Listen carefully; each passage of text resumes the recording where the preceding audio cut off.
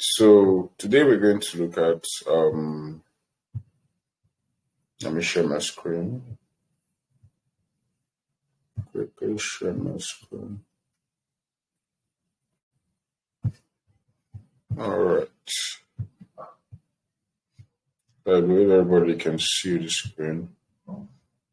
Okay, so today we're going to look at machine learning with Scikit-learn, and we'll be demonstrating how we can build a logistic regression model using Scikit-learn. Just see this class as an introduction to Scikit-learn or Scikit-learn. All right, I'll be using them. I'll be using those two interchangeably. I might call it Scikit-learn or Scikit-learn. They are still the same thing, right? So what if full name Scikit-learn and then Scikit-learn is just like a short name for it. All right, so let's proceed. So now,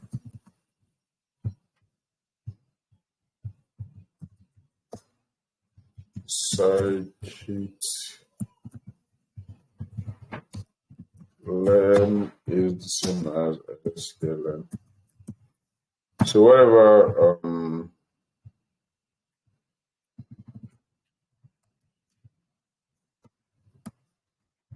I want to call it, it's fine.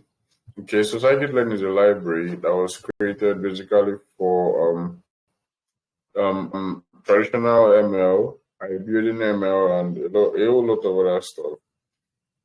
You can actually also perform data cleaning with the Scikit-learn library, right?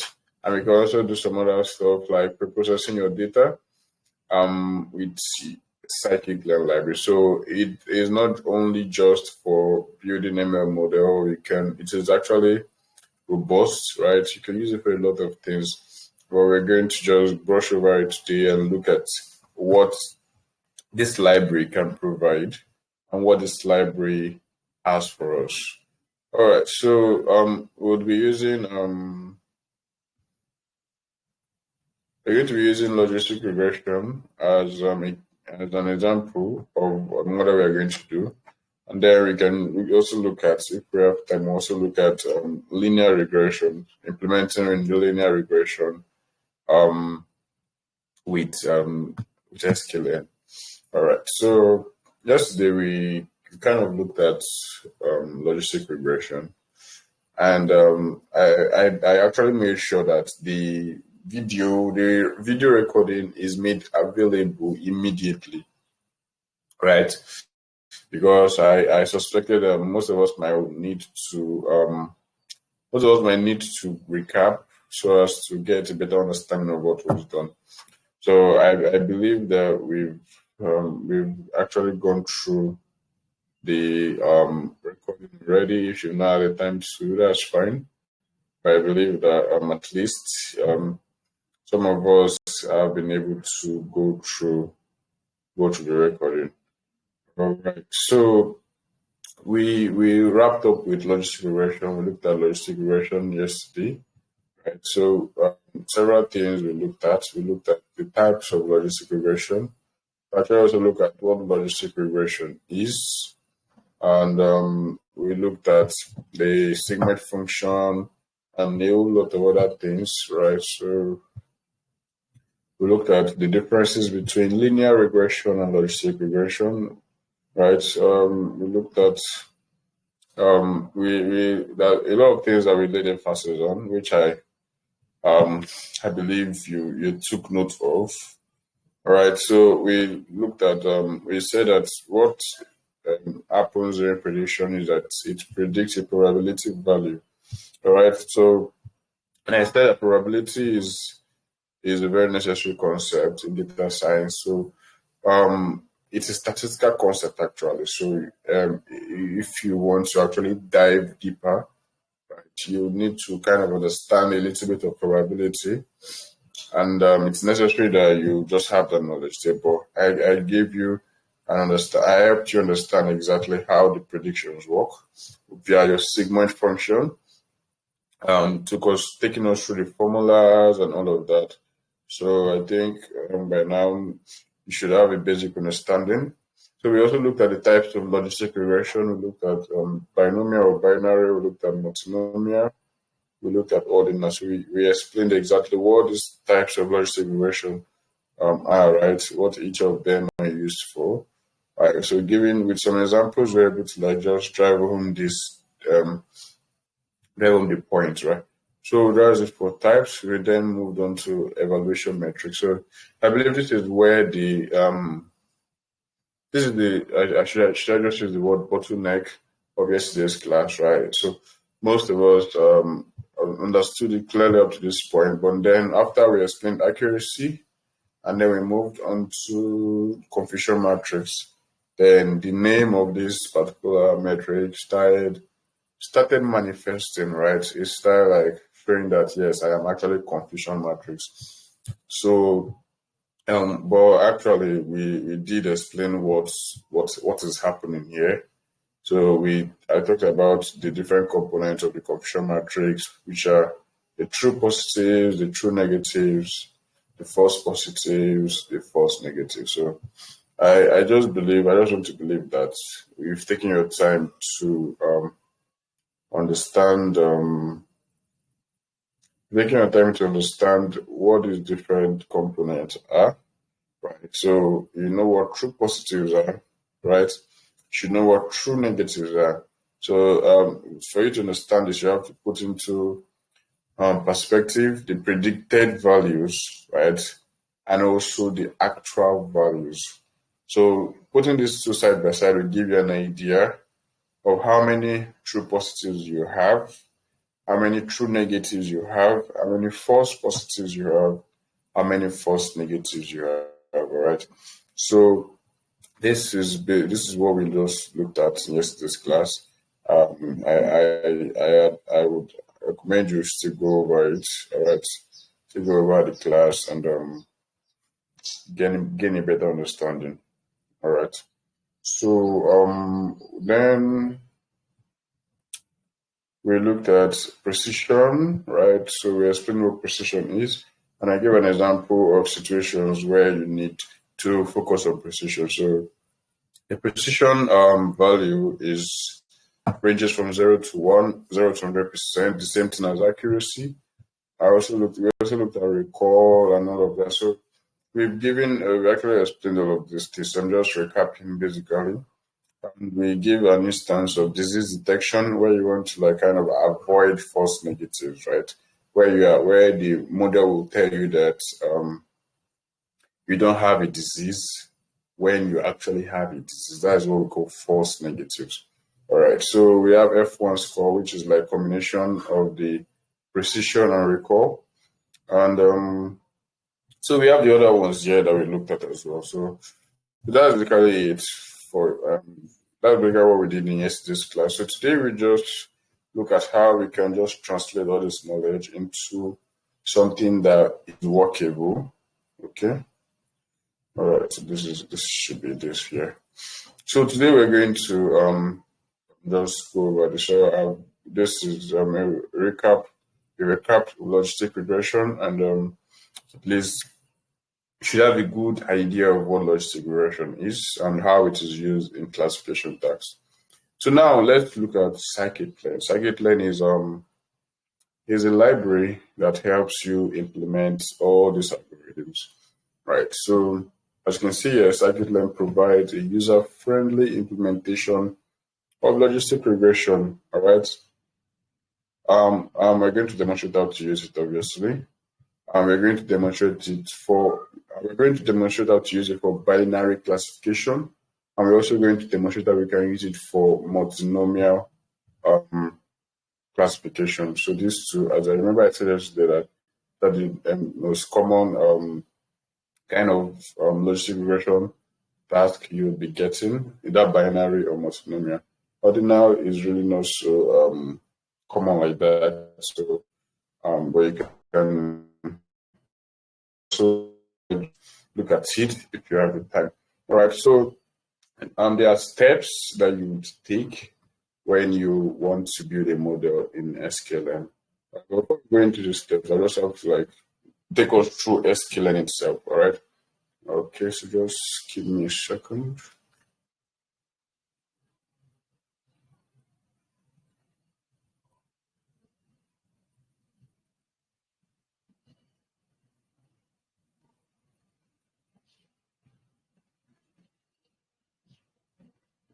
All right. So yeah, there's some things I will need us to go through. Right. So we're going to quickly look at it. As I said, that is just binary and multinomial we're going to be looking at. And Scikit-learn actually doesn't natively support ordinal logistic regression, right?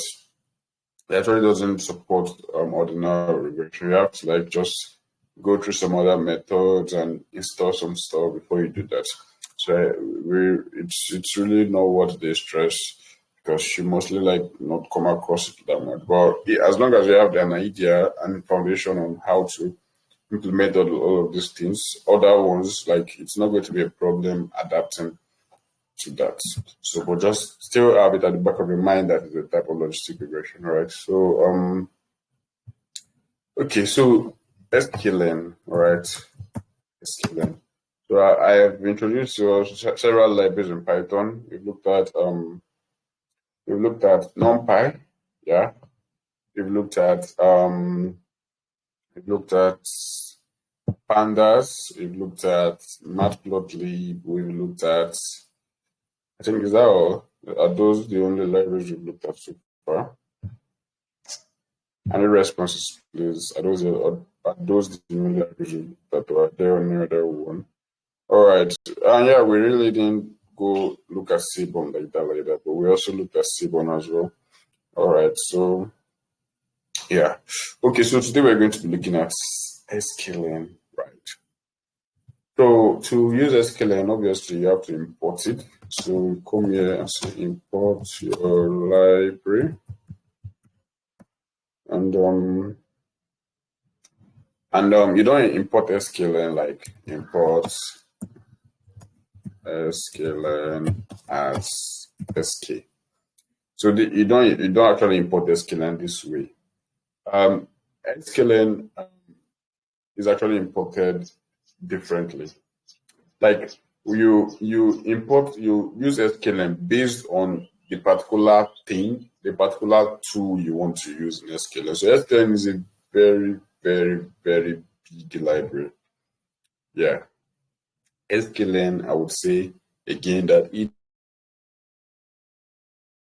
so you import specific functions, specific classes, specific modules, right? You don't import it generally. I think it's the same way we import pyplots, matplotlib from pyplot and all of that. But Scikit-learn even goes beyond that. You import something from inside a module, right? So that is basically how you use Scikit-learn. So let's say we want to work on like for example, now you can actually work on Scikit-learn has built-in data sets, right? Scikit-learn has built-in data set. So we can import that using this particular code from Scikit-learn. Or let me first say, okay, yeah, from Scikit-learn import data set. But before I do this, I think I just need to show you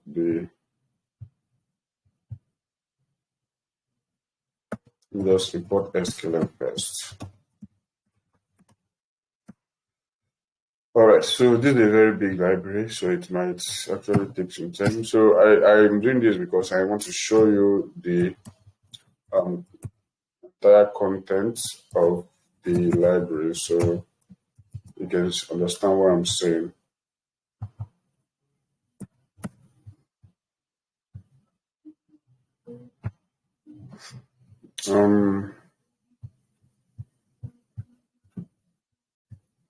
Okay, so I think it's kind of compressed, all of that.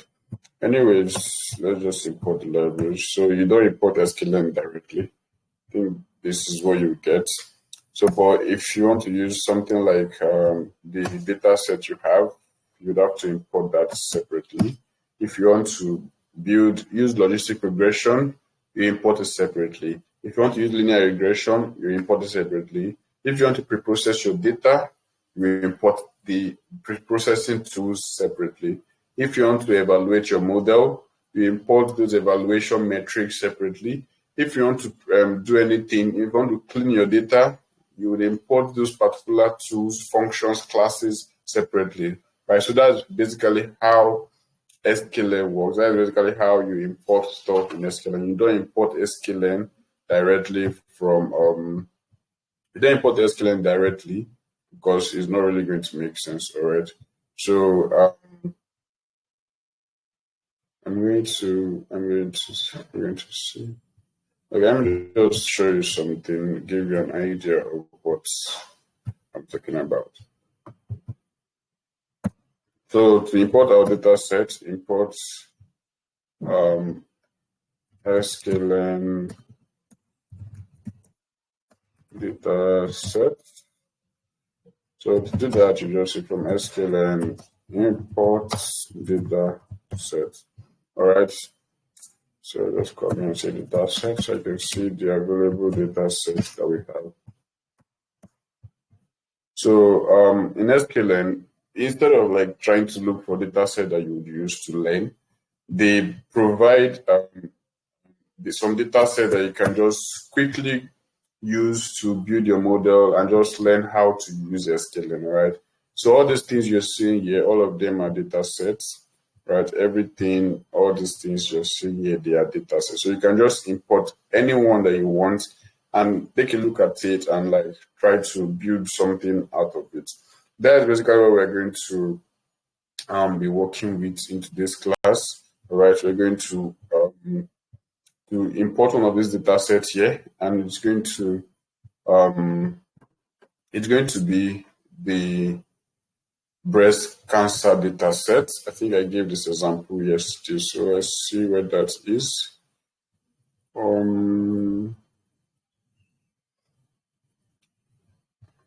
Okay, this is it here. Load breast cancer. All right. So this is going to be our data set, the data set to be using. So to do that, I'll just come here and say from Scikit-learn .data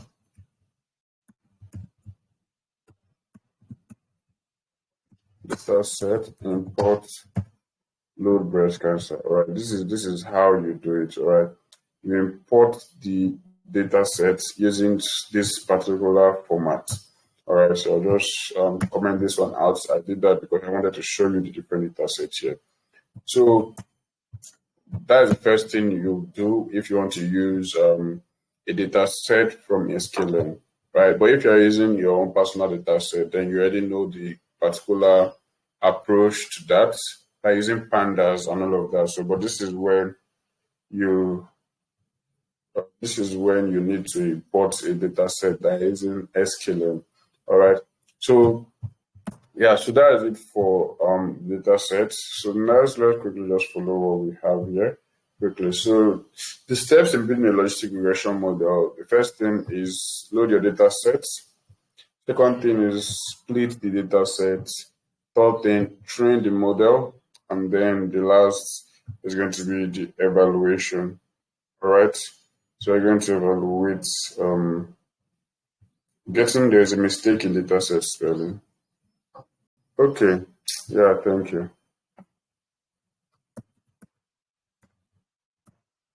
Thank you for that. All right. So this is the first thing, importing our data sets. Just importing our data sets.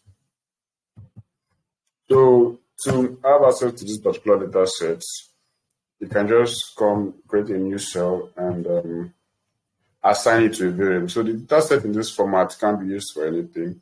So if I come here and I say load breast cancer, this is what I'm going to get, right? I'm going to get this thing telling me that this particular object is a what? Can someone tell me what exactly this object is? based on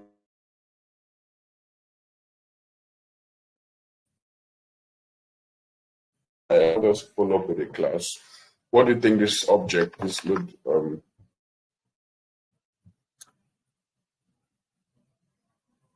don't feel pressure or anything. I'm not expecting you to get it. Like, I just want to see if anybody okay, I think someone has gotten it. Jennifer Uchenna.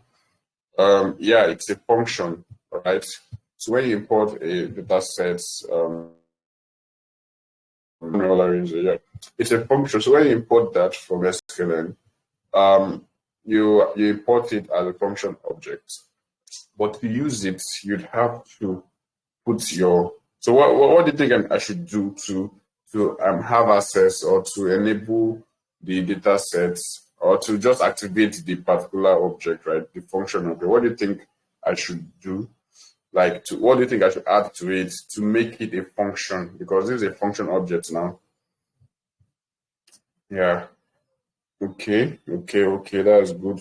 I like how we actually we are following and we're actually getting these questions, right? So it shows that yes, we understand what we are doing. So you just have to put the function, the open and closing bracket, which you should have in every function, all right? And if you run that, you get something like this. So you're going to get a dictionary, all right? So this is a dictionary-like object, like that contains the entire metadata and the data regarding this particular data set, all right? So this is the entire thing here. So that is basically how you activate your data set, all right, from SQL, right? The ones that you get directly from SQL. So let's see. Let's see. Print here.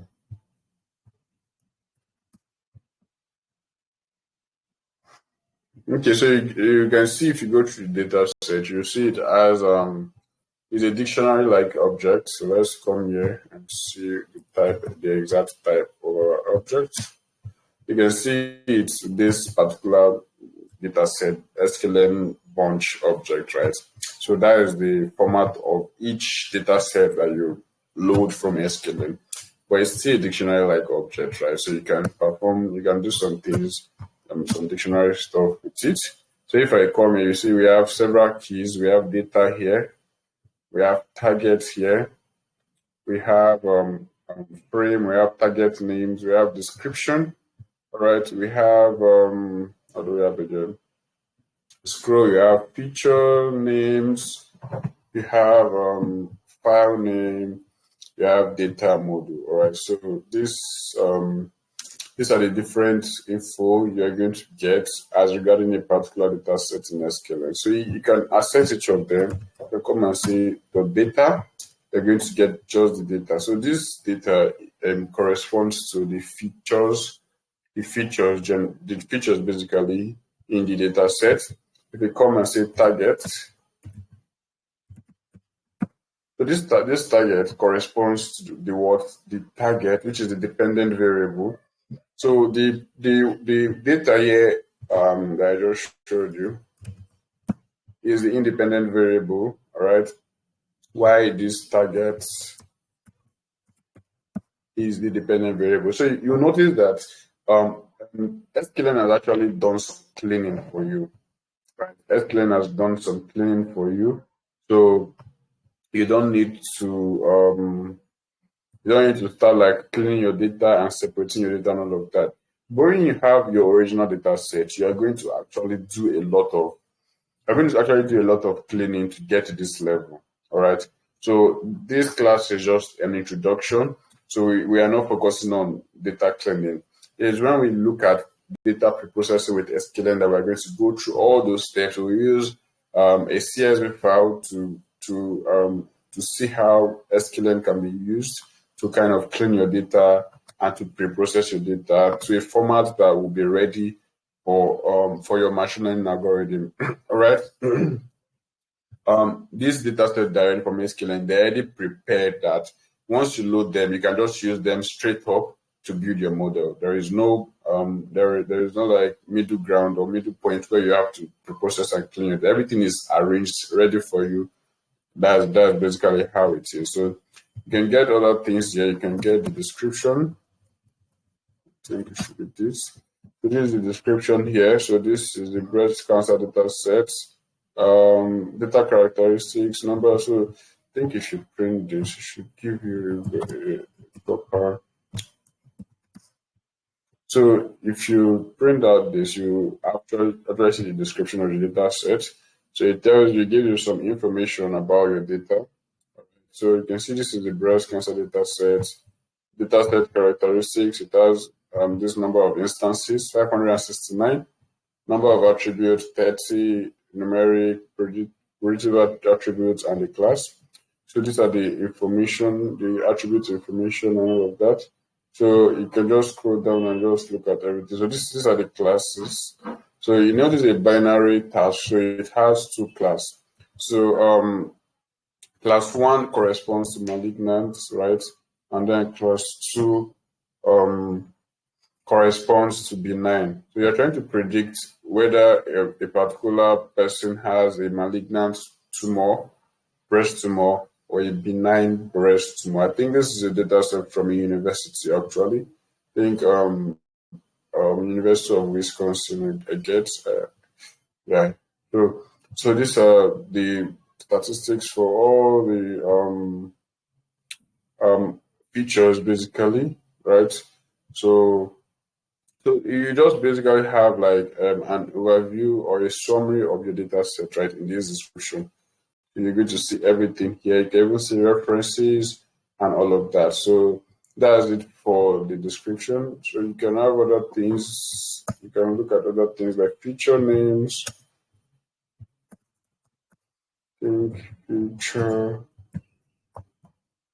name. I don't know if this part of it, but let's see.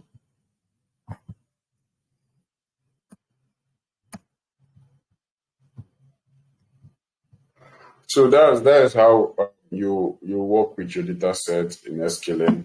You install it, you import it rather, and you get something like this, and then you get to you just add the function stuff there basically, right? And then you can see what you have. So whenever you do this, the most obvious thing to do is to pass it to a variable. So you can just come and say this is data. So this is now going to be passed to a variable here.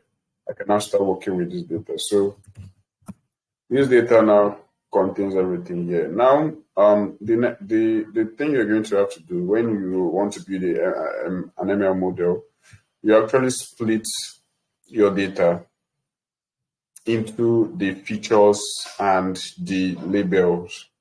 All right. You split your data into features and labels, or dependent variable and independent variables. So you kind of assign them to two different variables, right? Because of the nature of the ML parameters, the model parameters you're going to be using, right? You understand that in some minutes. All right. So you have to split it into two. So you're going to have X and you're going to have Y. All right, so for X now, you're going to pass the independent variables to your X and dependent variables to your Y. So for X, what are we going to do? What exact code are we going to write here to take the independent variables and assign it to this X variable here? And the same thing for Y. So I need us to do that for me, so we move ahead from this. So just to ensure that we are all following. So what code am I think I've done research. So what code am I going to write here to pass or to take our independent variables and then pass it to this X variable, and take our dependent variable and pass it to the Y variable here.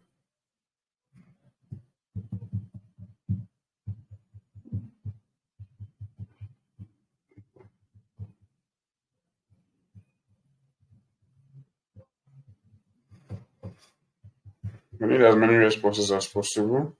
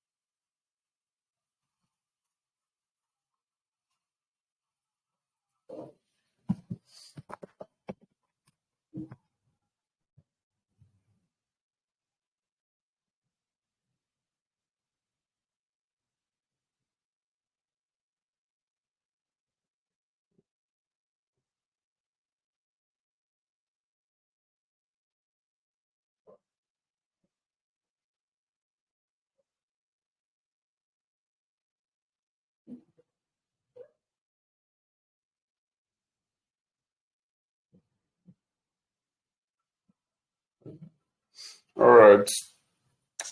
Okay, so I'm seeing so many responses. Some are saying data.value, data features, this, that, that, that, that.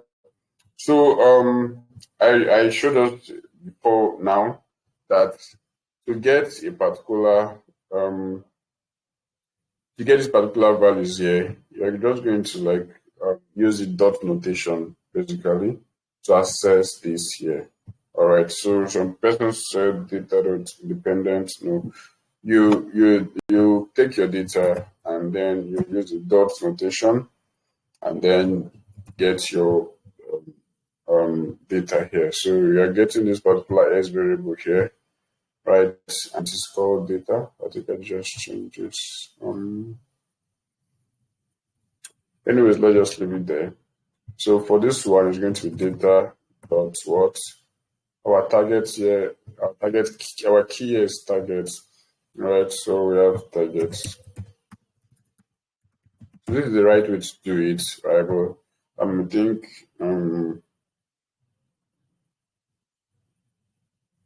someone said. Anyways, so yeah, this is the right way to do it. So once you use this notation, you are assigning these things to this variable. So if I click on X, you're going to have this. So this is what this is a numpy array. This is a numpy array, right? So you can use all the numpy functions that we can use on it. So I can come here and check the shape and say x.shape. You can see that it's 569 rows and 30 columns, all right? You can do any other thing that you can do with numpy on this particular data here.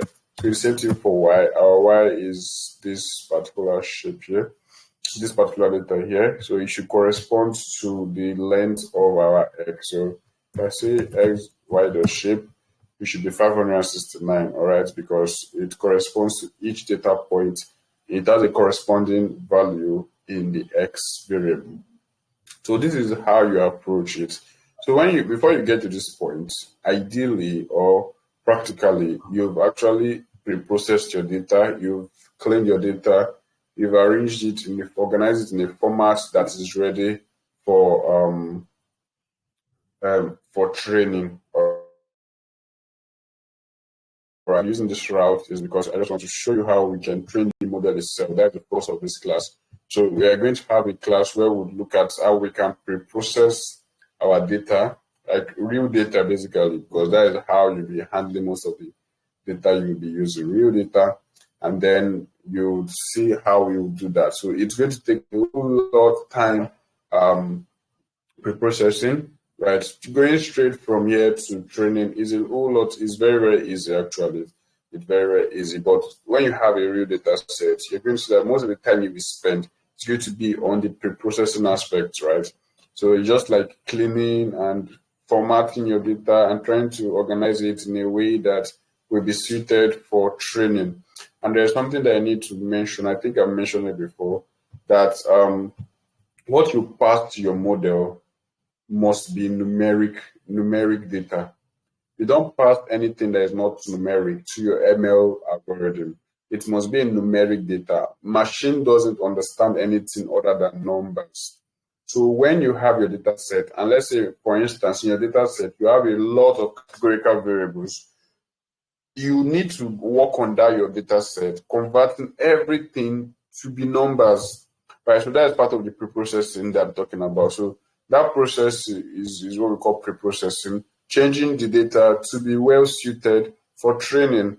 All right, so this class is not for that. So I just want to let you know, so you don't think this is the whole process of machine learning and thinking it's all of this. So there are actually a lot more that you're going to be doing. All right, but this is just an introduction to Scikit-learn. So we are using the inbuilt data set in Scikit-learn to just understand what we did already. Okay, so that's it for that. You see the Y shape is what, 569, and then the S shape is what, 569 by 30. It's two-dimensional, while your Y is what, one-dimensional. So once you get this, right, you've actually segmented your data into your X variable and your Y variable. Another common thing in building a machine learning model is that you usually use X and Y as the variable name for your dependent and your independent variable. So you mostly use X and Y, and the X by convention, usually in capital letter, it doesn't really mean anything. You can make a small letter, it won't mean anything. But by conventionally, X is usually in capital letter. So we also have our Y here, which is our dependent variable. So this is how you usually split your data. So this is not necessarily the main splitting, but this is how you put your data, separate them into the features and the label. That's a very important step in machine learning, separating your data into features and labels, or dependent variables and independent variables, and all of that. So once we've done this, the next thing we're going to be doing is going to be actually splitting our data. So technically, this process I just did here is not necessarily splitting, right? It's splitting like in the sense of it, but in machine learning, this is not what we call splitting, right?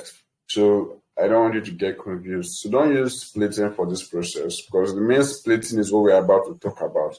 There's a step in, let me go back here. So you see we have a load model, load the data set, and then split the data set. So this splitting the data set is what I'm about to explain now. It is not this thing that we just did. This one I'm just trying to just load our data and kind of arrange it properly. All right. So the splitting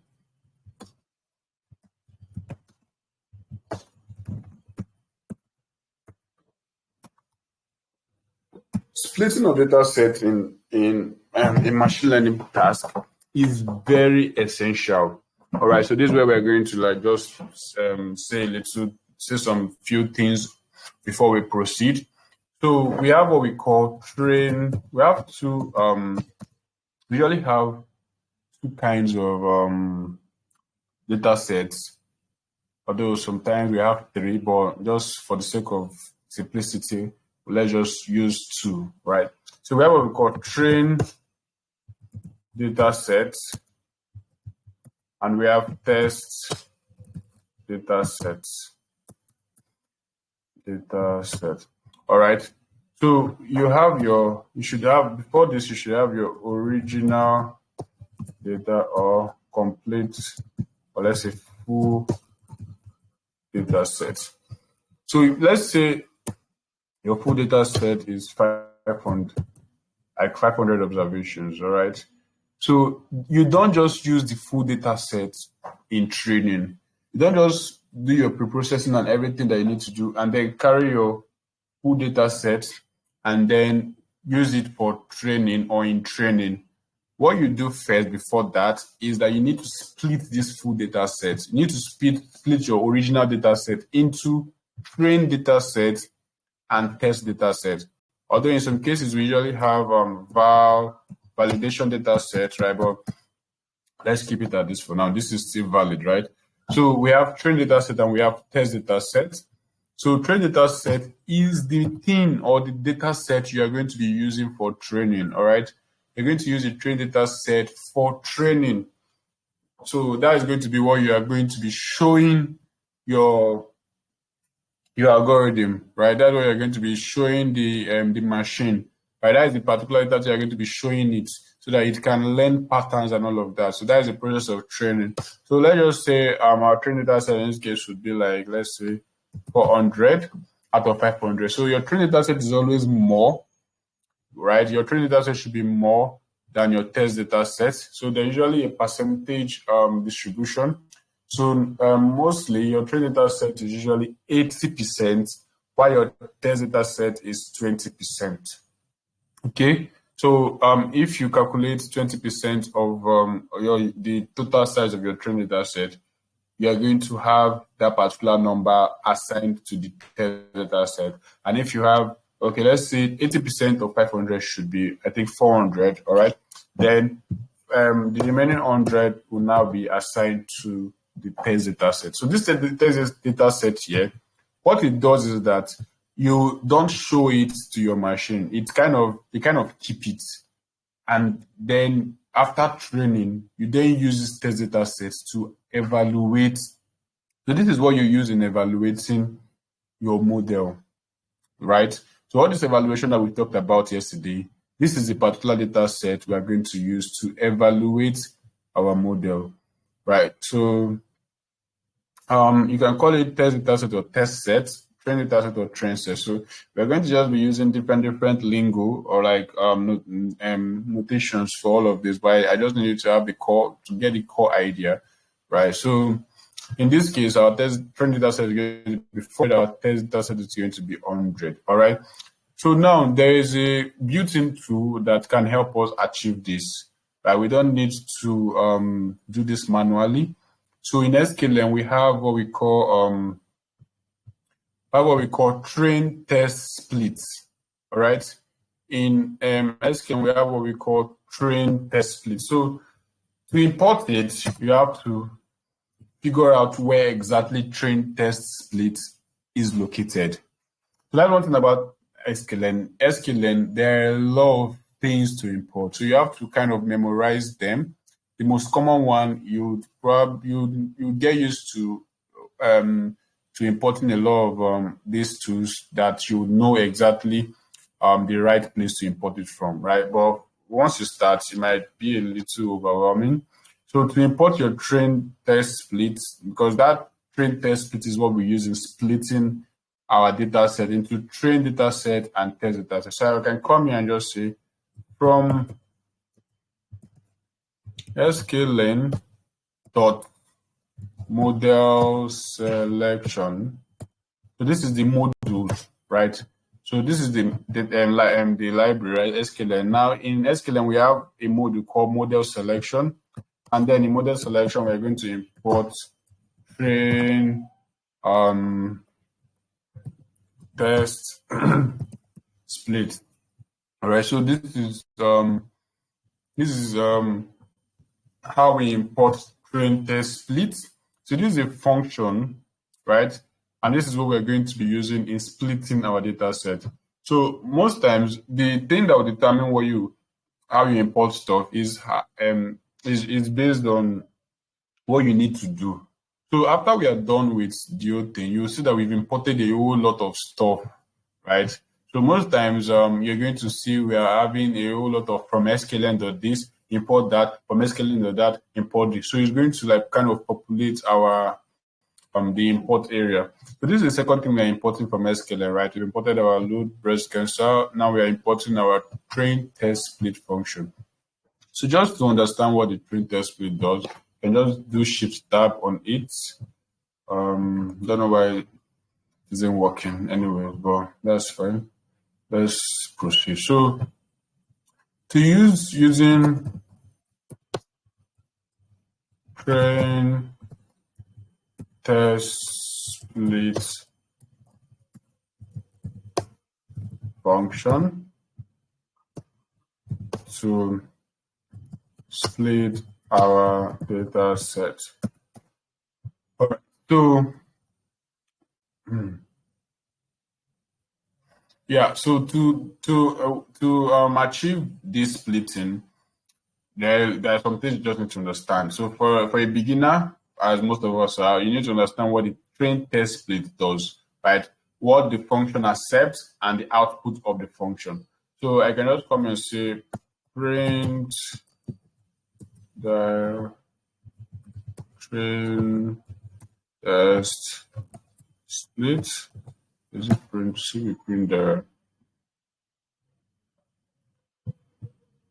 Okay, have I imported this? Okay, I think that was why I didn't run this cell. Okay, let's just now look at the the content of the function. So these are the parameters that our train test split takes in. So it takes in arrays. All right, the arrays here are the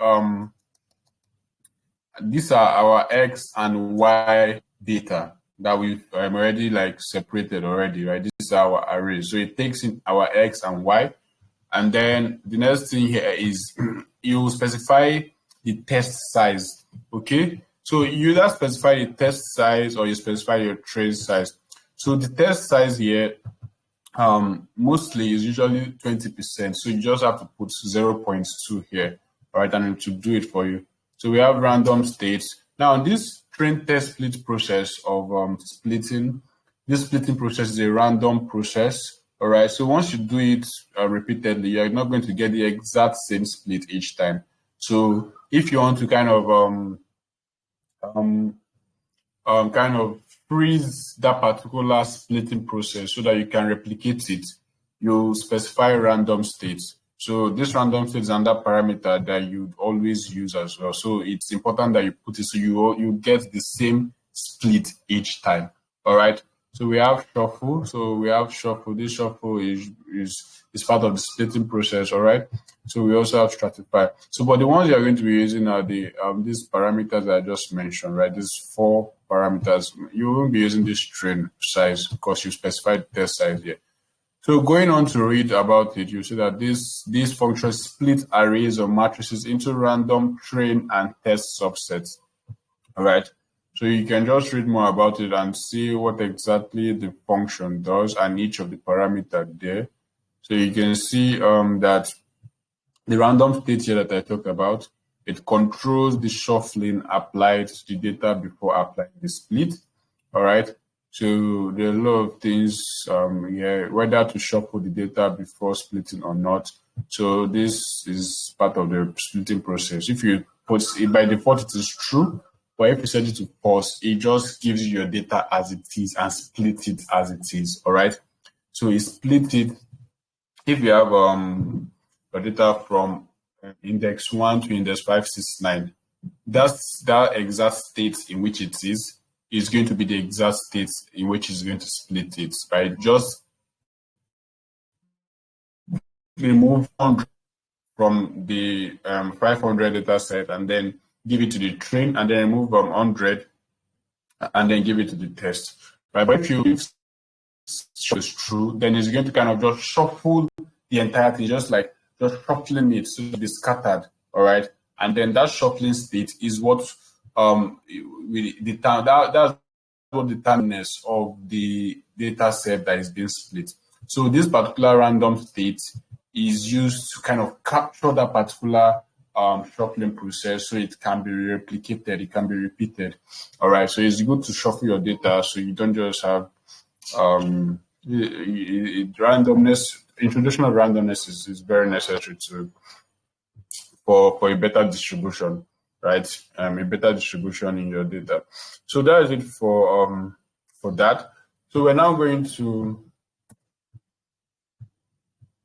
we're now going to see how we can use it. So when you use your test train test split, let's just try it first. Train test split. Okay, as I said, it takes array. So I'm going to start with just the X array first. I'm going to start the X array. Then next is going to be let's say, train size. So since this X is our train data set, we can just say,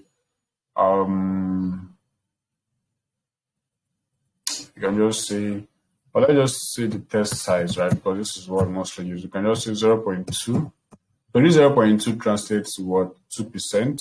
All right. Sorry, 20% rather. And then we have our random states. So our random states, the value that this particular keyword argument takes is an integer value. So I'm going to just use 20 as our random state. So once you can specify any number here as a random state. So once you specify 20 and you want to make this split again and you still have 20 here, it's going to give you the exact same result as you had before. All right. So let's see what this is going to give us. So now this is actually going to make the split for us. We are now going to have 2 arrays, right? We have this first array here. All right. First array, and then we have this second array here. So to get the different arrays, we can just assign them, or what we call unpacking. All right, we can unpack the results into variables. So I can come here and say X train and X test. So I can unpack them into variables. So a particular split, right, gives us two different arrays or two different outputs. So if I'm going to be splitting a single array, it's going to give me two. Obviously, splitting basically means dividing something into two parts. If you have one part of something and you split it, you are doing what? You are dividing it into two parts. So you're going to have two parts of your X data set. And since you specified 20% here, is going to this X test here is going to be 20% of your original X size in this place. All right. So let's just assess the data set that we've split. So this is our S string. If I check the shape, you're going to see that the shape of our S string is what? 455. All right. We have 455 now out of 569. So you can see that we've actually split our data set into two, and then the S string is this shape. So if I check for the S test, you can see that our S test is what? 114.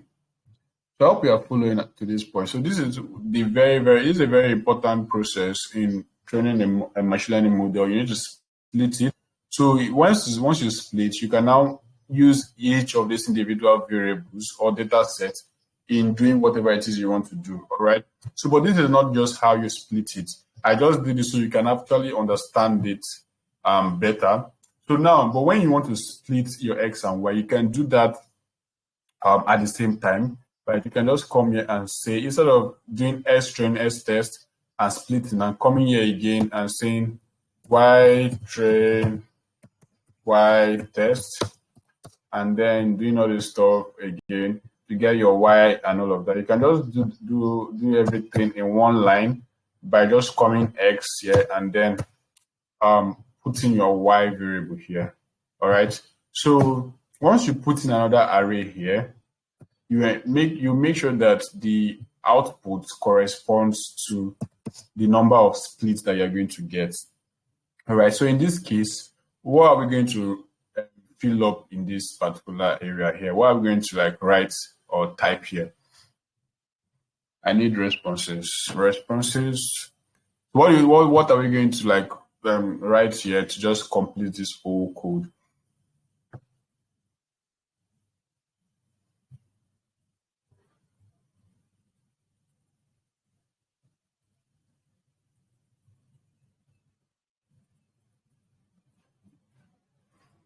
All right, so that's beautiful. So we have Y train and what? Y test. So this is how you usually have, or these are usually split your data set in Scikit-learn, right? You'd have 4 variables, right?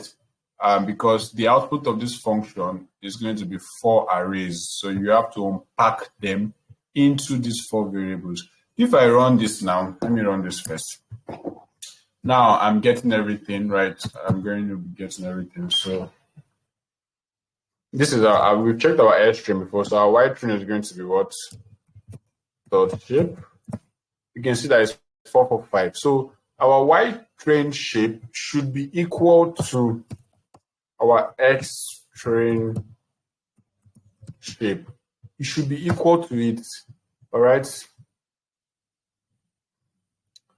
It should be equal to it. So this is going to be 0. So it should be equal to it. What's our X train shape? Okay.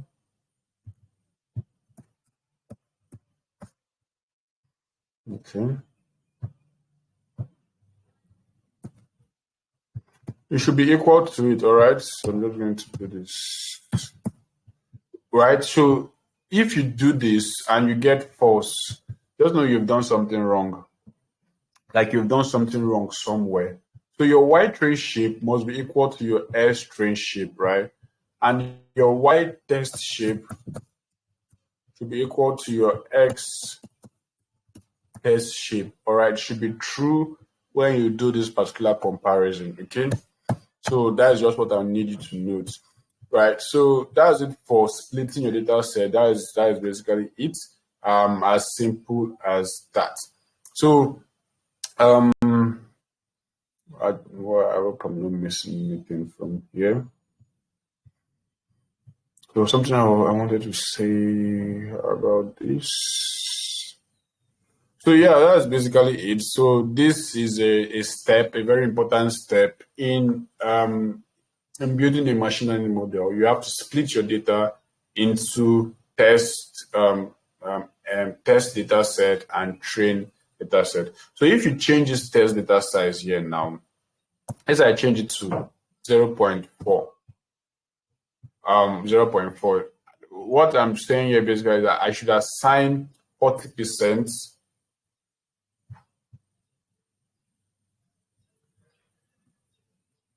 I should assign 40% of my entire data set to the test data set.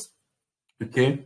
So you need to know how big your data set is before you do that, because you need as many data to be included in your training data set.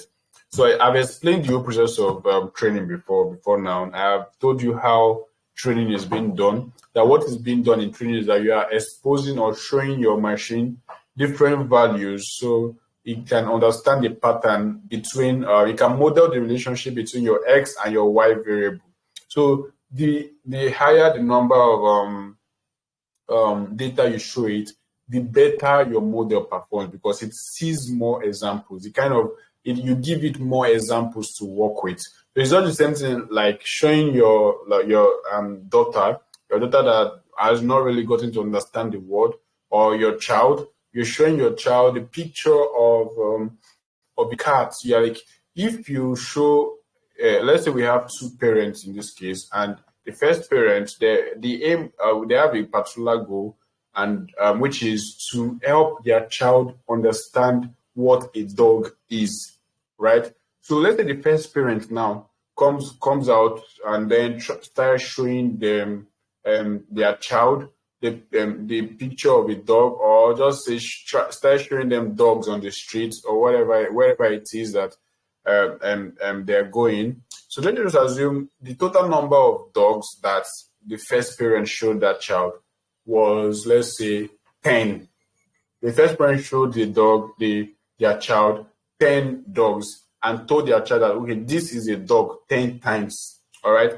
But then the second parent showed their child a dog 100 times. Which child do you think would have a better understanding of what a dog is when next they see a dog? This is a question to us. Which child do you think would have a better understanding of a dog when they see a dog without them being told anything?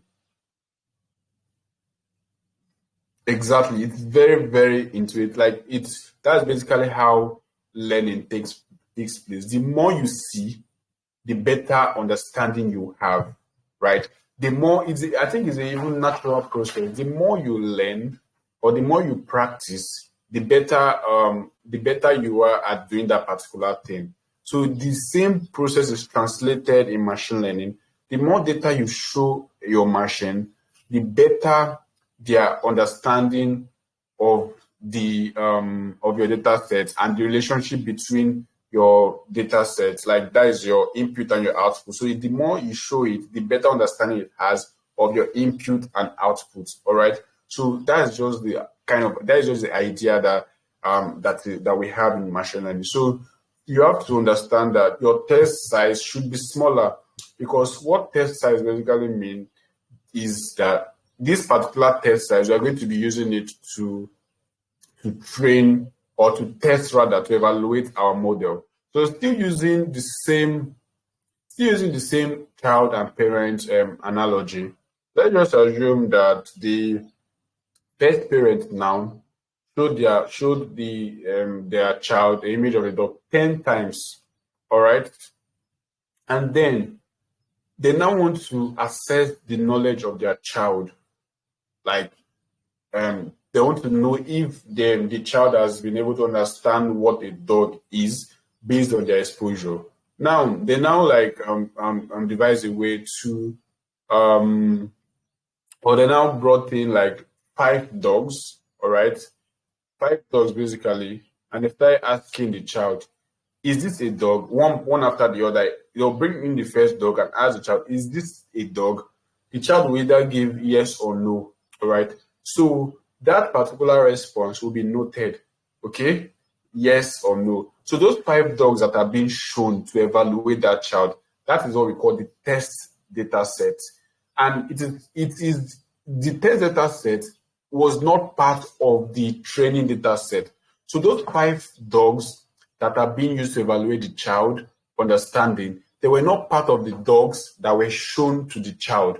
Obviously, they will have similarities, they will have and all of that a dog has, but they are not part of the dogs that were shown the child. So the child would now get to see a different set of dogs that would now be used to assess their understanding, right, of what a dog is. So when the child tells you, when you bring in the dogs and you ask the child for each of those 5 dogs, is it a dog? There are 2 responses you can get, yes or no.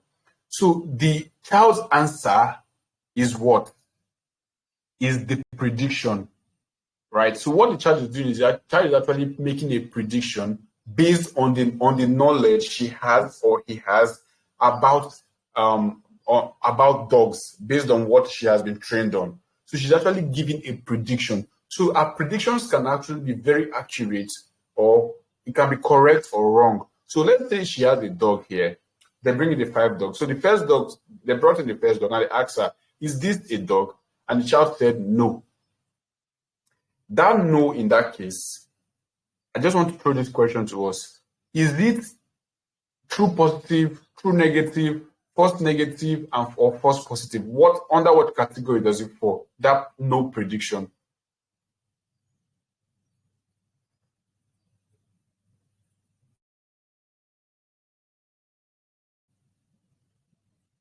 Remember, yes is 1, no is 0. So like true is 1, false is 0. So that success is 1, failure is 0. So that is just the pattern that it follows.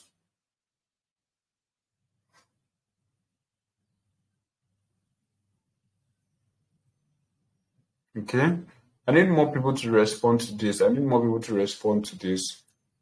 The no, remember, let me repeat myself. They brought in 5 dogs and they asked the child to kind of identify, to tell whether this object that you're seeing is a dog or not. You already know that these are dogs, all right?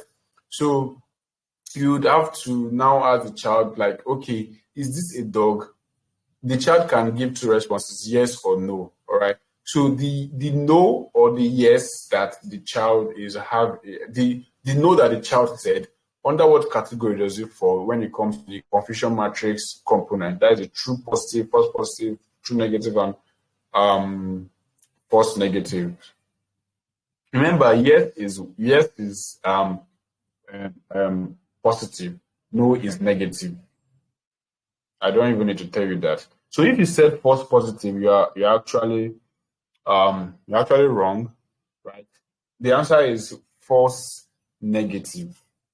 First of all, you need to ask yourself, the no that the child said, is it negative or positive? And based on what I just explained now, no is what? Negative, because not a dog is negative, right? So you now ask yourself, is that particular negative, is it a true negative or false negative? If it's a true negative, that means that means it correct about the dog identification, that it is not a dog. All right. So you will need to assess these 2 things. First of all, you need to check the label to know if it's a positive label or a negative label, and then compare it to the actual value to see if it is true or false. All right. So this dog explanation is really not the technical, is not the best explanation. I'm just doing this so as you understand exactly what we're saying. But we are not going back to the confusion matrix, right? We're not going back to confusion matrix. We're just trying to understand test size and train size. So those 5 dogs that she was exposed to, those are the tests. That's the data set, and that is what we're going to be using as evaluation, because you have to make predictions for those 5 data sets, and those predictions would now be used to compute all the metrics that we'll be looking at in logistic regression. All right. So that is exactly what we have here. So let's look at it again. So we have the train test split. We have our X and our Y, and then our test size to be 20%, which is 0.2. So we've gotten that already, and we've actually separated or split our data. So the next thing to do is what? Now go straight ahead to train our model. All right. We are now going to train our model. So this is the main thing. This is actually the core of machine learning, like training process, the training process. This is where you now start teaching your machine to understand the relationship between the features and the what label. All right, so you're showing a different example. So it will look at the features and look at the label several times. So it kind of creates a model. It kind of create a mapping between the features and the label, input and output. And then that is what we call the model. That understanding of the understanding of the relationship between input and output is the model, right? That is what we call model. Model is not the same thing as algorithm. Algorithm is the particular process that you use to create a model. All right. So we can have logistic regression algorithm, and we can also have logistic regression model. They are not the same thing. The model is actually the thing you've built already, the thing you've created that can be used in making prediction. So your model can be used to make prediction. Your algorithm cannot be used in making prediction. Your algorithm is used to create the model, and not the model. It is not the model itself. It is used to create the model. So I need you to understand this thing, because it's easy to just mix them up and just like and just like mix the whole thing, right? So the next step here, we've loaded our data sets and we've split the data set. Next thing is to train the model.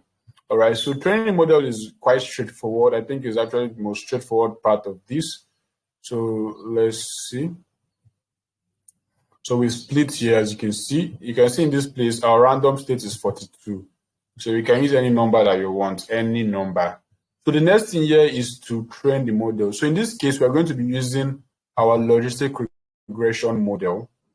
Our logistic regression algorithm, right? So we are going to use logistic regression to build a model that we're going to be using. So to do that, we will now have to import logistic regression from Scikit-learn. So I told you that as you are moving forward, there are certain things that you need to use in Scikit-learn that you need to import individually. All right. So to do that, we just import linear logistic regression. So we come here and say from Scikit-learn dot. Now there's a particular module in Scikit-learn that is called linear models. All right. Linear models. And it's from this linear model you can import things like linear regression. You can import linear regression from here. You can import logistic regression from here, and all of that. So we're going to be importing logistic regression. So logistic regression is this is a class, not a function. I'm not going to go deep into that, but I'll just give some explanation. So this is a class here, this logistic regression object that we are having here. So I'm going to run that, and then you see. So this is a class, and we can see the different argument that it has and the explanation and all of that.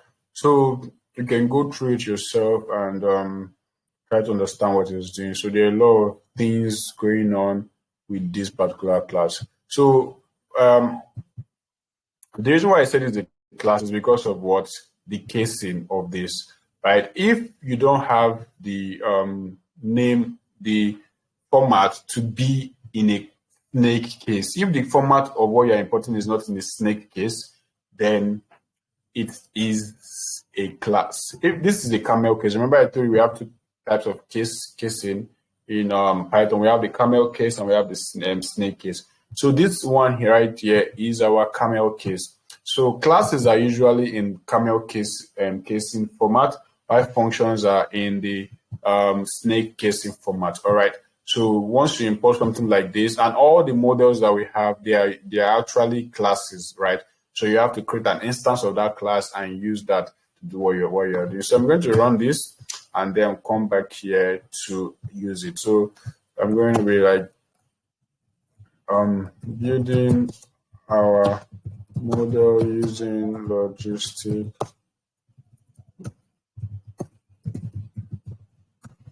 regression. All right. So now this is the next thing to do now. After you've loaded your data, after you've split it, next to do is now to build your model using logistic regression. So once you've imported logistic regression, next thing to do is just to initialize your model. All right. So you initialize your model by like passing it to a variable, right? So this is a Python concept that we didn't really talk about. It's called object-oriented programming, where you actually work with classes and all of that. So it's actually an advanced Python, all right, an advanced Python. So you are going to do something like this. So let's say we have our logistic. If I just run this now, logistic regression, right? You can see that it's an Scikit-learn linear model, right, and all of that. So, but you can't use it like this. You have to pass the so this is a class. So a class would require you to have this bracket, but the difference is just the casing of the particular class. So what you do when you import your algorithm is to make an instance. So we'll be creating an instance of a model. So remember when we were talking about classes in Python? I think I remember when I was talking about vehicles, this and that everything is an object and all objects belong to a particular class. So this is exactly what I'm talking about. So this is a class, and for you to use this class, you can actually create an instance. So an instance is like an object from that class. So in this case, if I do something like this, log reg, so this is a variable name, right? So this thing is not necessarily, is a variable actually technically, but it's an instance of logistic regression. That's basically what it is. It is an instance of logistic regression. So I can come here and say log reg, and then you see that it's the same thing. So we are creating an instance out of this particular class. All right, that is what we just did here. So we can now define several things in the parameters and argument that can be used to kind of customize that particular object or that particular instance. So for logistic regression, we have several parameters. Very, very important thing to know. We have penalty. So this penalty is actually what we call regularization. So we're going to look at regularization like at the end of this particular program. So regularization is a way to control our model from overfitting. So I know I'm introducing some strange stuff to us, but don't worry, we're going to look at all of these things. So overfitting is when your model is learning too much from your data. It is learning too much. So you don't want it to learn too much because you want it to just have a general idea, because things are not exactly the same outside there.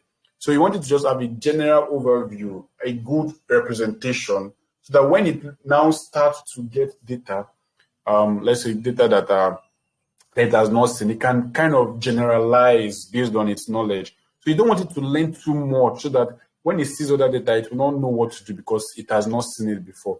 So this penalty is what you use to kind of just control that overfitting. But this thing I just said now is not part of this class. I'm just saying it because I just wanted to explain what it means. We actually are going to have a class dedicated to talking about regularization, overfitting, underfitting, and all of those things. All right.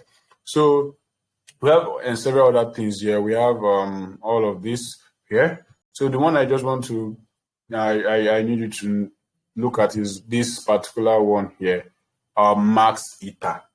Max eta is basically a parameter that tells the algorithm how many times it is going to how many iterations it's going to have. So let me just scroll down to you so you see exactly what it means. What is max eta?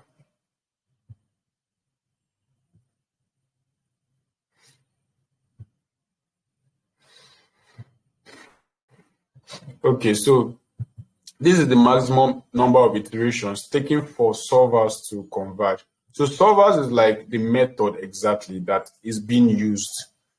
So in this case, we have several of them here. We have LP, FGS, liblinear, and all of that. So this solver basically is the algorithm used in the optimization problem. So I told you something about linear regression using backpropagation and gradient descent to kind of get the minimum or the least error. So there's an algorithm that is being used like inside of that particular ML algorithm to achieve that particular error minimization. Okay, so all these things is you won't learn or you won't get to like know exactly all of those algorithms, but it's fine if you want to do. But for linear logistic regression, we have some of them. We have LB, FGS, we have liblinear, we have a lot of them. The truth is that I don't even know some of these things. Like it's just something you can just select and see what it can get you.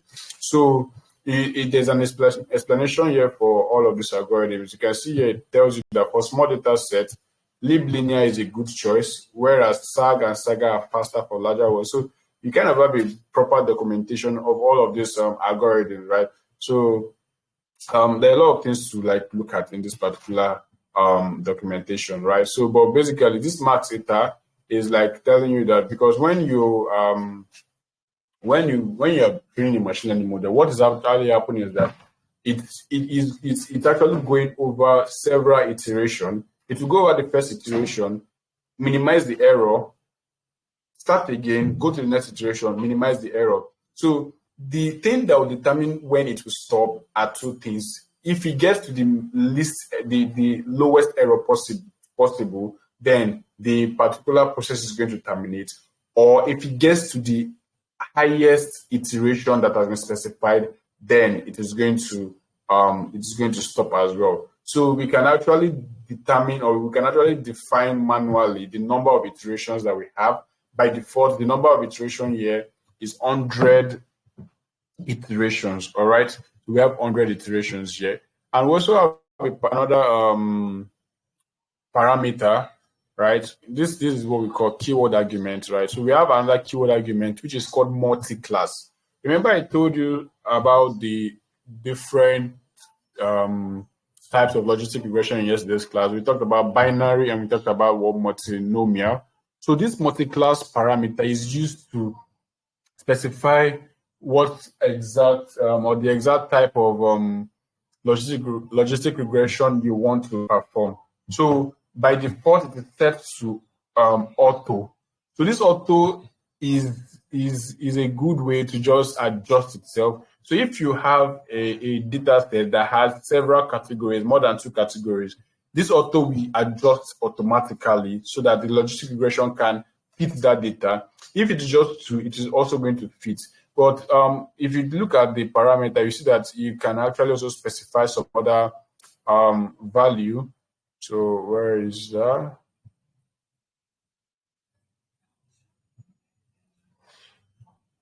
Okay, so this is it here. So multi-class is the particular keyword argument. So if you choose, there are different options here. We have auto, we have OVR, which basically means one versus rest. We have multinomial. So if you explicitly state multinomial there, you can't perform a binary task with that particular model. You can only do multinomial. But if you choose OVR basically means that, okay, what I want to do is binary. So it's not multinomial. So it will restrict it to just binary. But if you allow it to stay in auto, then it can just automatically switch based on the data. It looks at the data set and checks the number of categories. If it is greater than 2, then it sets it to multinomial. So it makes it even more easier for you, all right? So that's basically it about that. So those are the 2 parameters I needed you to look at. So let's go ahead to like create our model. So we can come here and say logistic regression, and let's say let's just leave everything as default, right? So we can actually not put anything there, and then we are good to go. Or let's just do something. Let's say max eta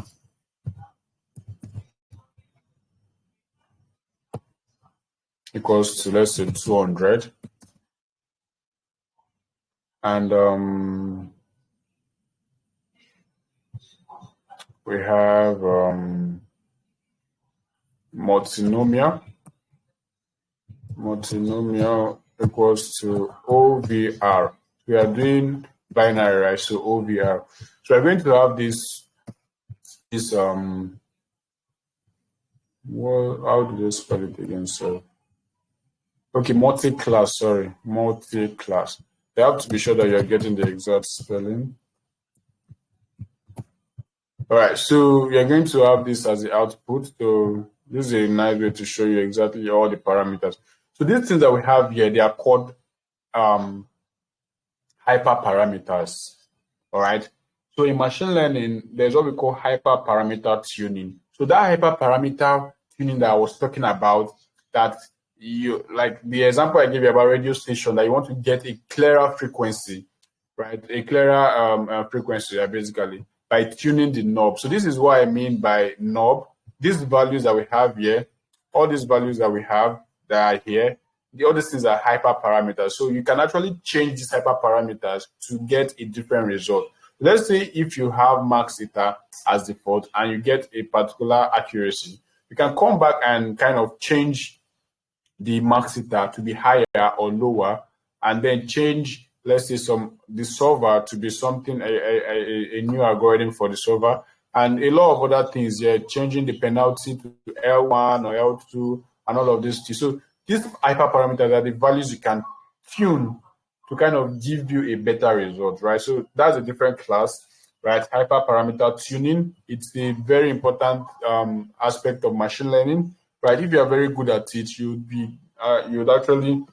should actually be able to get a very good model, right? So, but there are actually tools that should even help you, or that would help you in Scikit-learn to tune your hyperparameter very well. So we've actually not built our model yet, but this is just creating an instance of our model. So once I do this, I'm going to run it. I've created an instance of our model. So the next thing now is to fit our model. So that's what we call it in ML, fitting our model. Okay, what happens when the multi-class is auto? That means it can, I think I've explained this already, it can adapt, right? It will adapt between binary or multinomial. So most times people don't really change this type of parameter, we just leave it. So, but in this case, I just want to specify so you just have an idea of what is happening, right? So OVR is for binary classification, basically. So, but I'm going to show you something, but let's move on. So fitting our model is the next step. Once you've created your model instance, right? You've created the instance here. So you've specified the hyperparameter and all of that. Now the next thing is to fit it. So you can fit it by just calling your instance and saying dot fit. All right. I probably have seen this somewhere, dot fit. So what you usually see is model, like you can just say something like model. Log model, let's just use this name, I think it's better. Log model.fit. And then what you have here is what X train and what Y train. So this is actually the training. So this is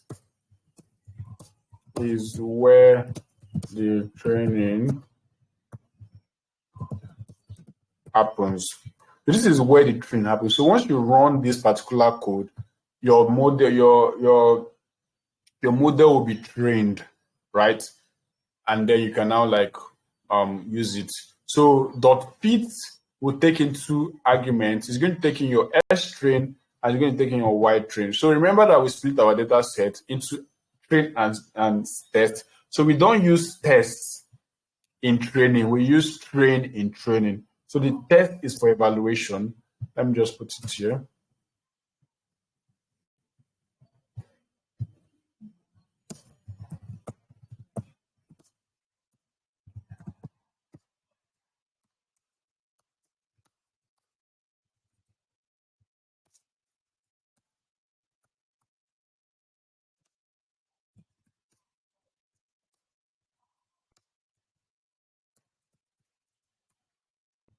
All right, so this is just how you can train it. All right, so once I run this, it's going to take some time, right? And then it converges, right? It finishes with the training. So you can see how fast the training is. So you see this particular warning here. This is a warning telling us that the model stopped because the total number of iterations reached limit, right? Because I specified max data to be 200 here, which basically means that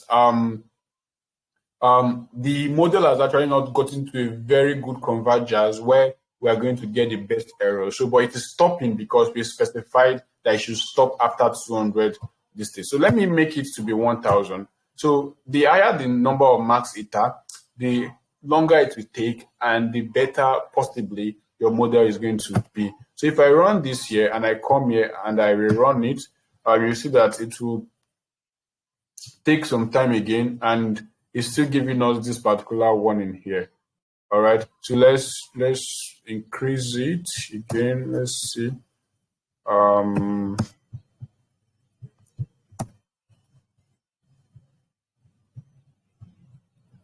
So you can see that now we didn't get that particular warning. All right, we didn't get that particular warning because possibly the model was able to converge at a very good accuracy and it was not limited by the number of iterations. So this is just how you can, let's say, tweak your hyperparameters so that you can get exactly what you want. So you can see how fast this training is.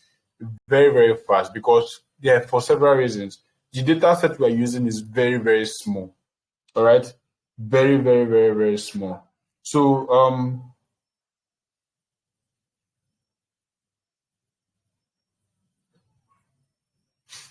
Emmanuel Arinze, I don't really understand your question. Anyways, but we have just 400 and something for the train data set, so it is going to be very fast.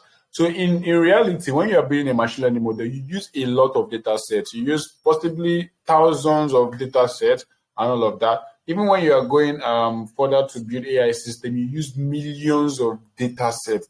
Right, so and the number of data sets is going to determine how long your training will last. All right, it's going to determine how long your training will last. So in this case, our training was very fast because our model was able, the computer was able to go through everything quickly and understand it. That is basically why we saw it to finish in less than just some seconds, basically. All right, so now that we've trained the model, we can now use our model. So our model in this case is what? Log model. So this is our model. All right, we can now use this model to do whatever it is we want to do. So if I come and say print type, you'll see that this is a logistic regression model, right? So we can now use this model to do whatever it is we want to do. So I can come and say dir to just see the attributes and all of that. These are the things that you can do with that model that you've trained. Right? There are a lot of things you can do here. So you can get the where is that again?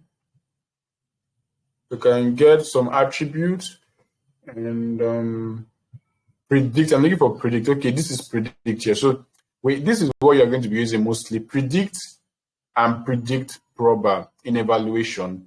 Predict and predict prober. This other attributes that are here just to tell you, give you the attributes that were used in training the model. So let's just look at them one after the other. So we have log. Is it log model or model log? Okay, log model dot. Let's see this multi-class here. So it's asking if it is multi-class or not.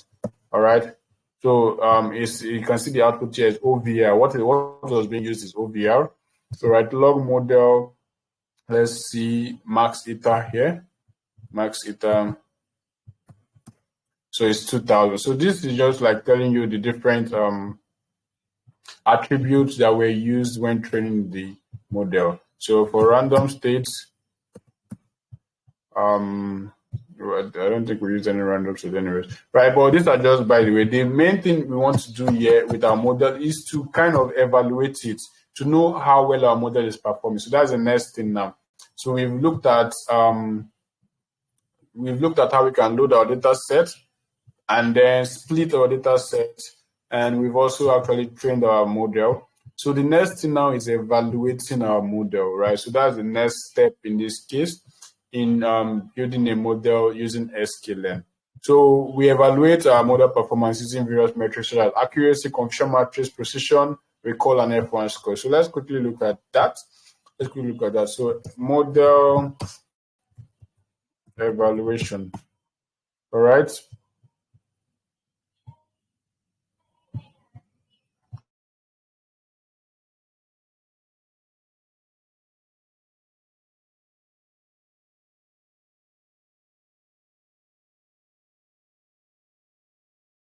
All right, model evaluation. So we are going to be evaluating the model we just created now.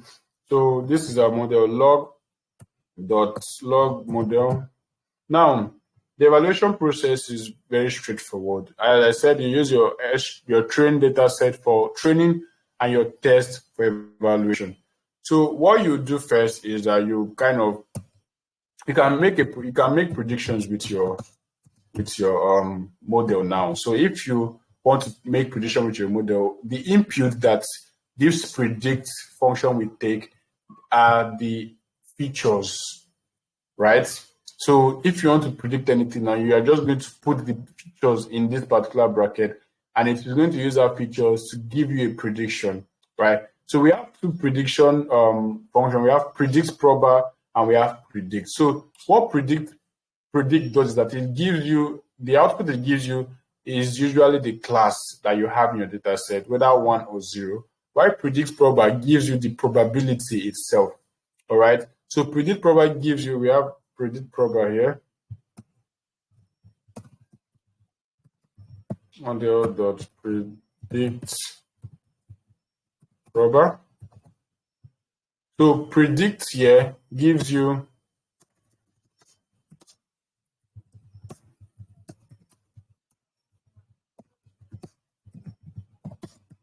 whether 0 or 1.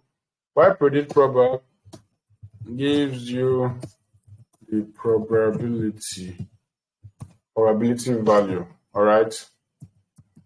So there are situations where you need to use this, and there are situations where you need to use this. So, but the one you'll be using mostly is what predicts, right? Because it's actually would make more sense to you. So let's just move ahead. So we have our X string, we have X test, all right. So we have this our S test here, and we have what our Y test. Okay. So these are the actual values for our test data set. And now we are going to try to make a prediction, right? If I come here and I say X test, S test, and I just slice the first value here. So this is the first data point here. And I'm going to just take this particular one and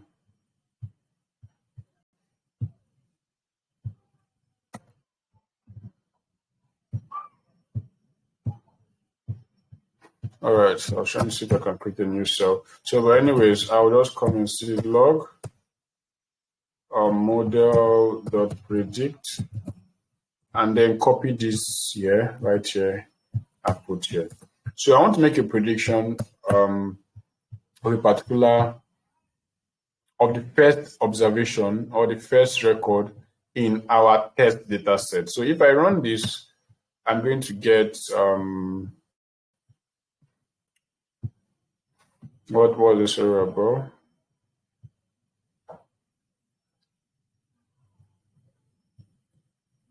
Okay.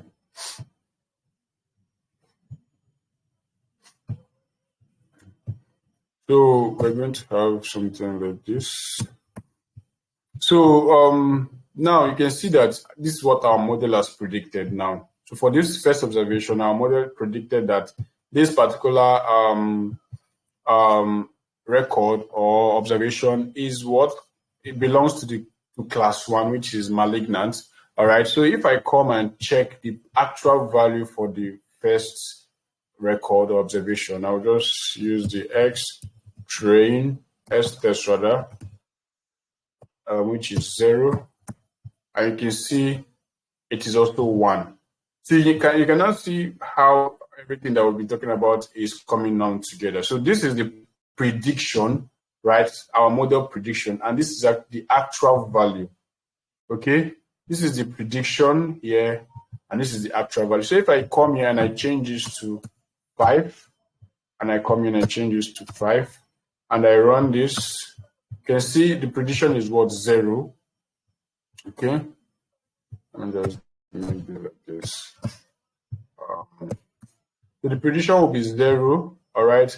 And if I run this, the prediction is also 0. You can see that it's matching it actually. The prediction of our model is actually quite accurate based on what we have seen so far.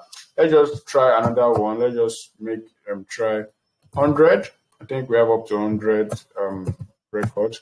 If I run this and run this, still 1, 1. So that is actually good for your model. Your model is making correct predictions. So this is how you use your model in making prediction. You call your model that you've trained and then use the .predict function and then pass in the independent variables, right? So you can pass in whatever it is, whatever features you have, and like just get the actual prediction, all right?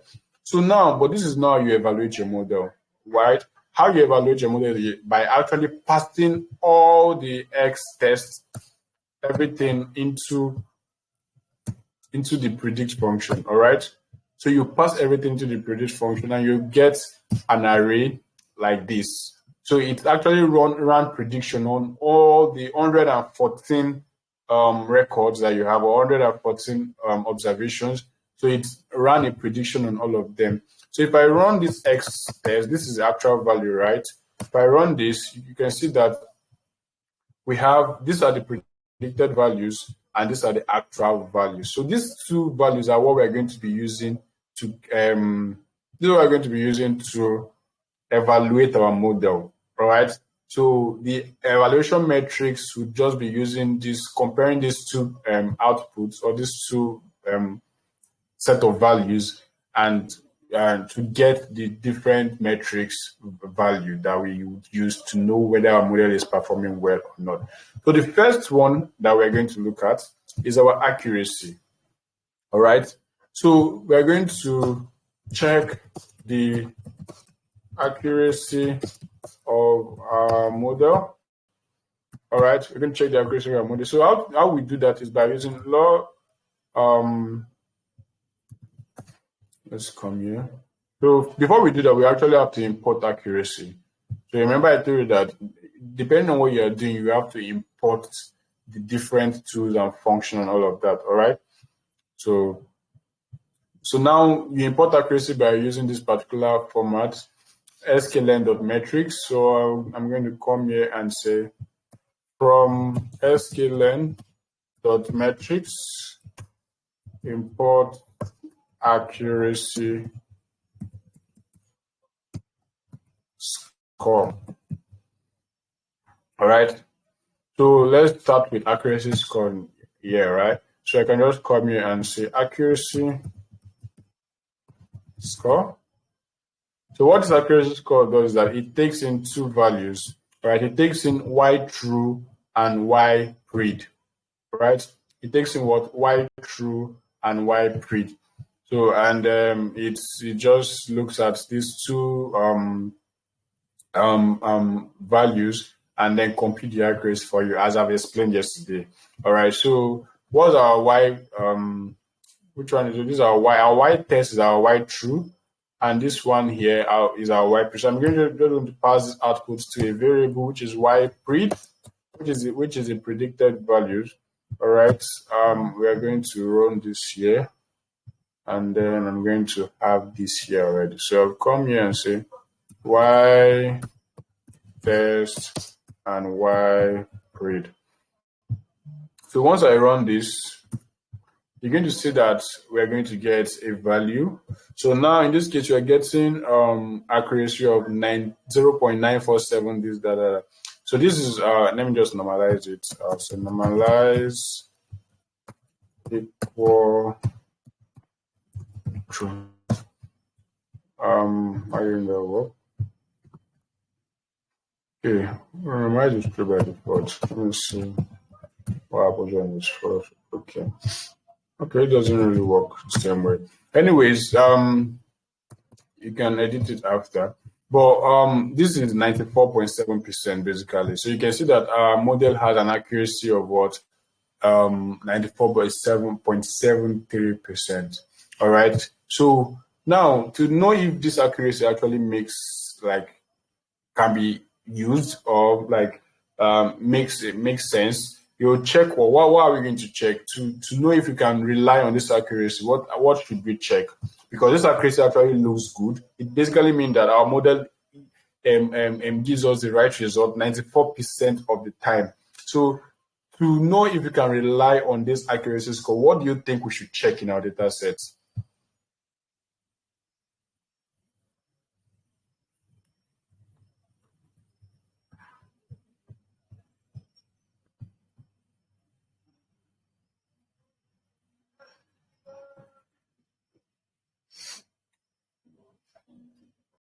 Thank you, Manfred. So to know if our accuracy would be relied on, we need to check if our data set is balanced or not. Remember I said this in yesterday's class that accuracy is not always reliable, right? Because when you have imbalanced data sets, the accuracy is going to be kind of lopsided, biased.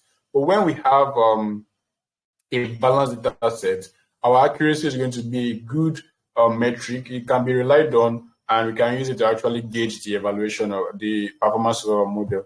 So we can easily so to check if our data set is balanced, we just have to count the number of ones that we have here and the number of zeros that we have here. So that is just that, and that is usually done in the pre-processing stage of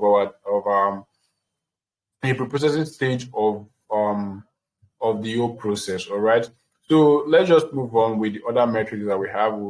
If we have time, we'll just come back to that. So we have confusion matrix. Getting the confusion matrix. So confusion matrix, right, is another metrics that we looked at yesterday. So you can import it from this same module. All right. Confusion matrix.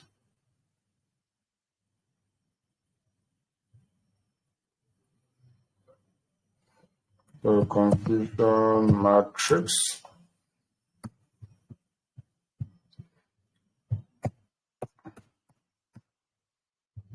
So to get the confusion matrix values, you just import it as we've done, and then bring it here.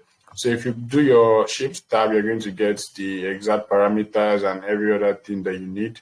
So this compute confusion matrix, evaluate accuracy of a classification. So what you need to put is the same y true and y pred. All right, y true and y pred. So if I come here and say y true or y test rather, and y pred. Remember I told you that these evaluation metrics, they take the values of our prediction and the values of our actual data set and do a lot of use the formula that I showed yesterday to give you a result. So if I run this, you see that this is our confusion matrix, right? It's a matrix form, and in this place we have our we usually have, I think this diagonal aspect is our true positive and true negative, right? So this 45 is our true positive, this is 3 is our true negative. So the diagonal is always where you want to look at, from your top left to your bottom right.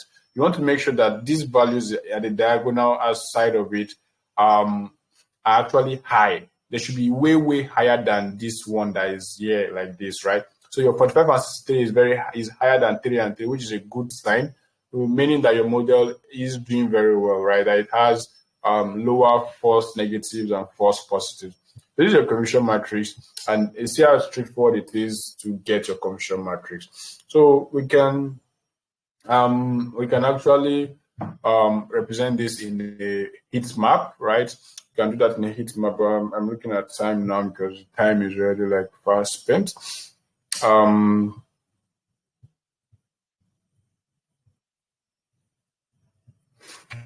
So I think we're going to do that in a later class. But let me just go through the different metrics that we have so far. All right, so we also have what we call classification reports. So classification report is something I didn't mention in yesterday's class, but it's a very important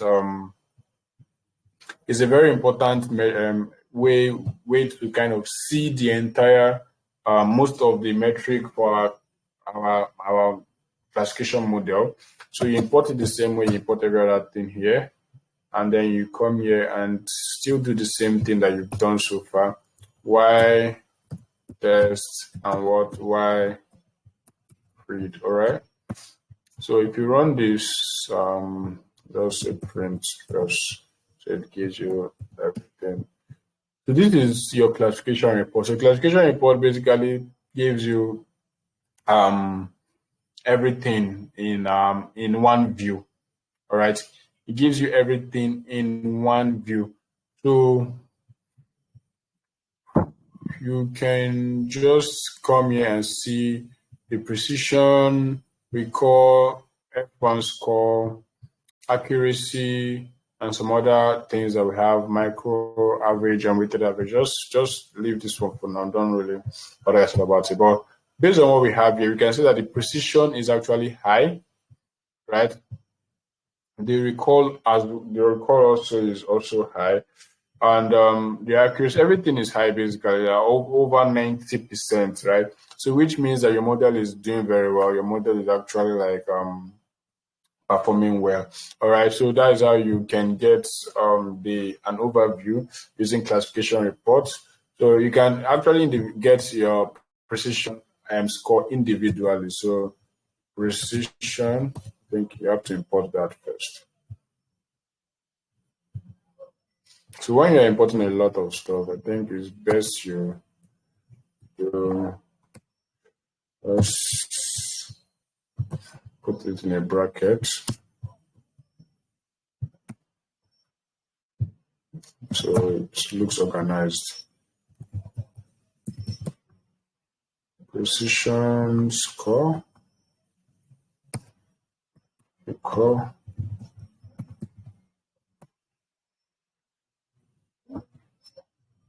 Score. All right, so you import them, and then you just come here, get your precision, Y test, and what Y print. So this is your precision score here, which is 95%. If I change this to recall, so you get the same. So this data set is just a mock data set that we use to just see or learn how to build your model and all of that. So this is like the preliminary stage. These are the things that these are the steps that you follow basically. All right. So the aim of this class was just to kind of introduce you to Scikit-learn and to let you see how we can actually do some of the things that we've done so far. So we are going to kind of like dive in deep. This is not everything, right? This is just like showing you the surface level of ML in Scikit-learn. We're going to dive in deeper in the next 2 weeks. So we have 2 weeks to go. Then we are going to look at how to do a lot of other stuff, how to pre-process our data, how to actually, the evaluation itself it takes a lot of time to properly evaluate your model. So it takes a lot of time to properly evaluate. So this thing I just did now was just to show you that just a function can just help you to get the evaluation scores for your different metrics, right? But the main thing is to understand the different score and to know if that score reflects a good performance or not, or if the score will require you to go back to adjust your model or fine tuning that all of that. So we're going to dive in deeper to looking at the evaluations, to evaluate our model properly, to see if our model is doing very well now and all of that. So we also have what we call the F1 score and the ROC curve, AUC ROC score, all of that. So the reason why I'm not showing you those other ones, especially ROC curve, is because ROC curve is mostly used when you want to compare across different models. So when we've looked at several other models, because I'm still going to introduce you to several other models. So when we've looked at that, we're going to build different models using different algorithms, and then we're going to use our ROC curve to compare across these models. All right. So that is when we're going to see. So, but for the case of for the sake of this class, these are the things that you just need to know. All right. Don't push yourself beyond this if you are still grappling or trying to understand it. Just take it a step at a time. That's why I really don't want to overwhelm us, right? I personally would have loved if we had more time. Like, to be honest, I personally would have loved it if we had more time. And most likely, we're actually going to be fixing a class. We'll be fixing a class outside of Saturday and Sunday. So just expect it either this week or next week. We're going to be fixing a class either on Friday this week or Friday next week.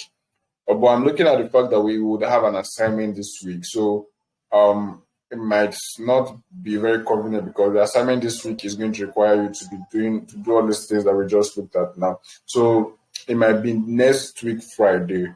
So we have more time to look at some other things because I need you to kind of get a good understanding of all of this. So it's understandable, right? So that we are kind of having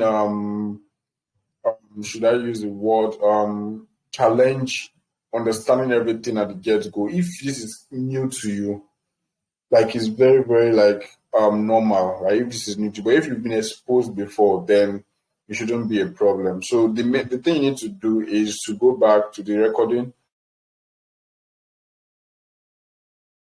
I said something about exposing training a model basically, or teaching a child how to identify a dog. The way that child can identify the dog correctly or become better at identifying a dog is by showing the child repeatedly the image of a dog or a dog itself several times. So the way you can actually learn this thing, the way you can actually get to understand it better is by exposing your brain to it several times, repeatedly, till you get to a level of proficiency and a level of till you become comfortable with it basically. So you don't expect yourself to get you don't beat yourself up if you're not understanding it now.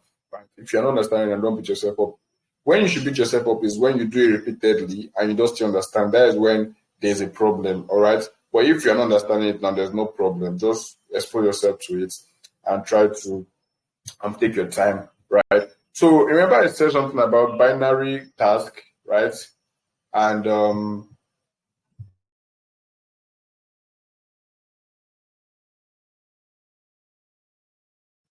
right. So remember I said something about binary tasks and multinomial tasks. So this is the task that we just did now is for a binary task. All right. So if you want to work on a multinomial task, we can actually do that. The only thing we need to change here, the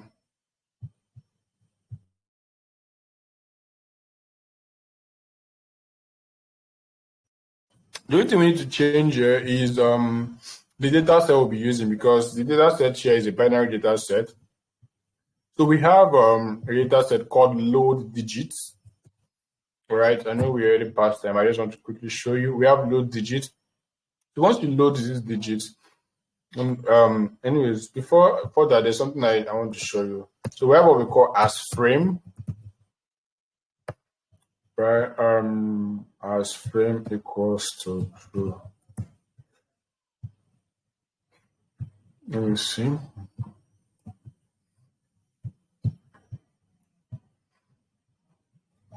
So I just want to make sure that I show you this before we wrap up the class. So let me create a new cell here.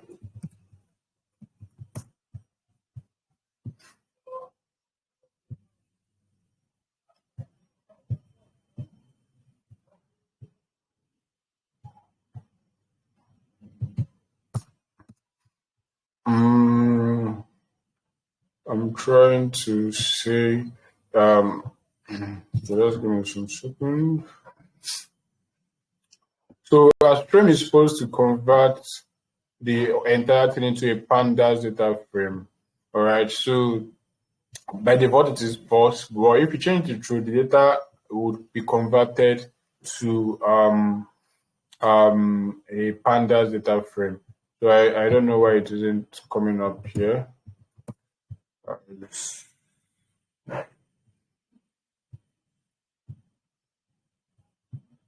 Okay, it is, but it is not.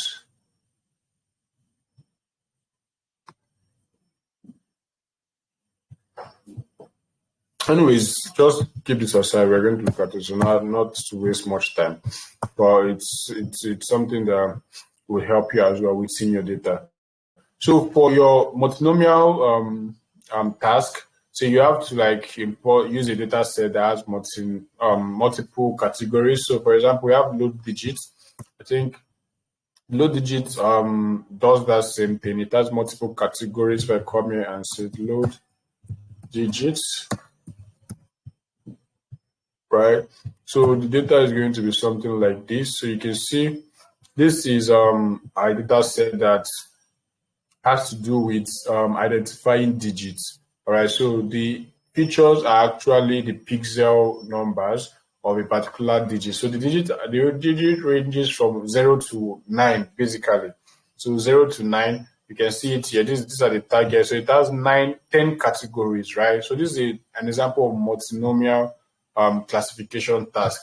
So in this case, we don't have just 2 categories, we have 9 categories, and these are the features here. So the features are the ones that we have here, this array. So the arrays, they're actually pixel arrays. I don't want to go deep into all of that. But since you have a data set with multiple categories, what you just need to do is just to rerun all these things. Same way we've already done it. So you can see true. And then you change this. So if we maintained this OVR here, you see what will happen. If I maintain OVR, for this multinomial, instead of converting it to multinomial, let's see. Okay.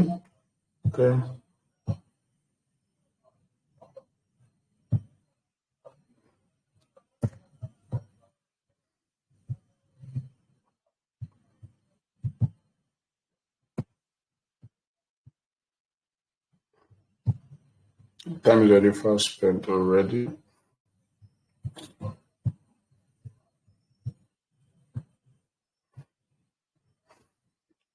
So in this case, we have to specify multinomial because the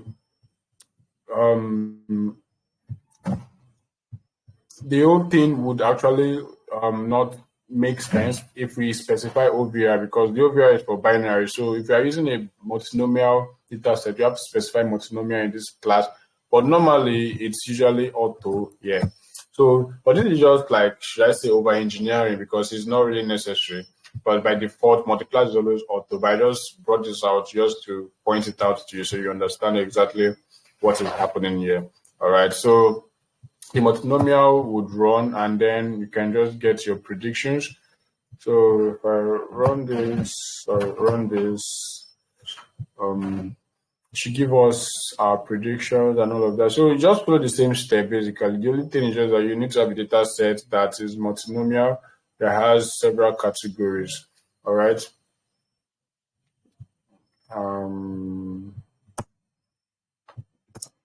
Right. So this is it here, and then so you can see if I print out this white print, you can see that it's giving us several categories. So these are the prediction that we have here, and these are the actual values here. So that's just it. I'm using this logistic regression just to explain Scikit-learn, and this is like an introduction, basically. We're going to do a lot more moving forward. And I urge you to go through the videos before we meet again in the next class. If there's any need to have a class, which I doubt we're going to have this week, then I'm going to let you know that your class rep. And yeah, so that is it. Thank you very much for your time. I won't be taking. Okay, let me just take questions. So if you have any question, please indicate.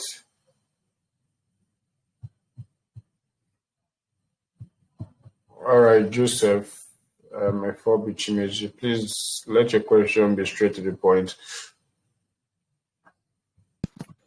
Sorry, I didn't understand what you said about random state when we are doing the training aspect of the model. Like, can you actually throw more light on random states, what it does? I didn't hear you clear. Please, your line was breaking. I said, please, I didn't understand what you said about random states, like what it does when we're about to train the model. Okay, like, what you does mean random state? Okay, random state. Okay. So random state is a way to maintain reproducibility. So I said it that when you are trying to split your data, what happens is that your data set is shuffled, right? That shuffling process it kind of generates a random set of your data. So you might have your data set arranged serially from 1 to, let's say, 500. So when you try to split your data, it will be shuffled. So everything will be scattered.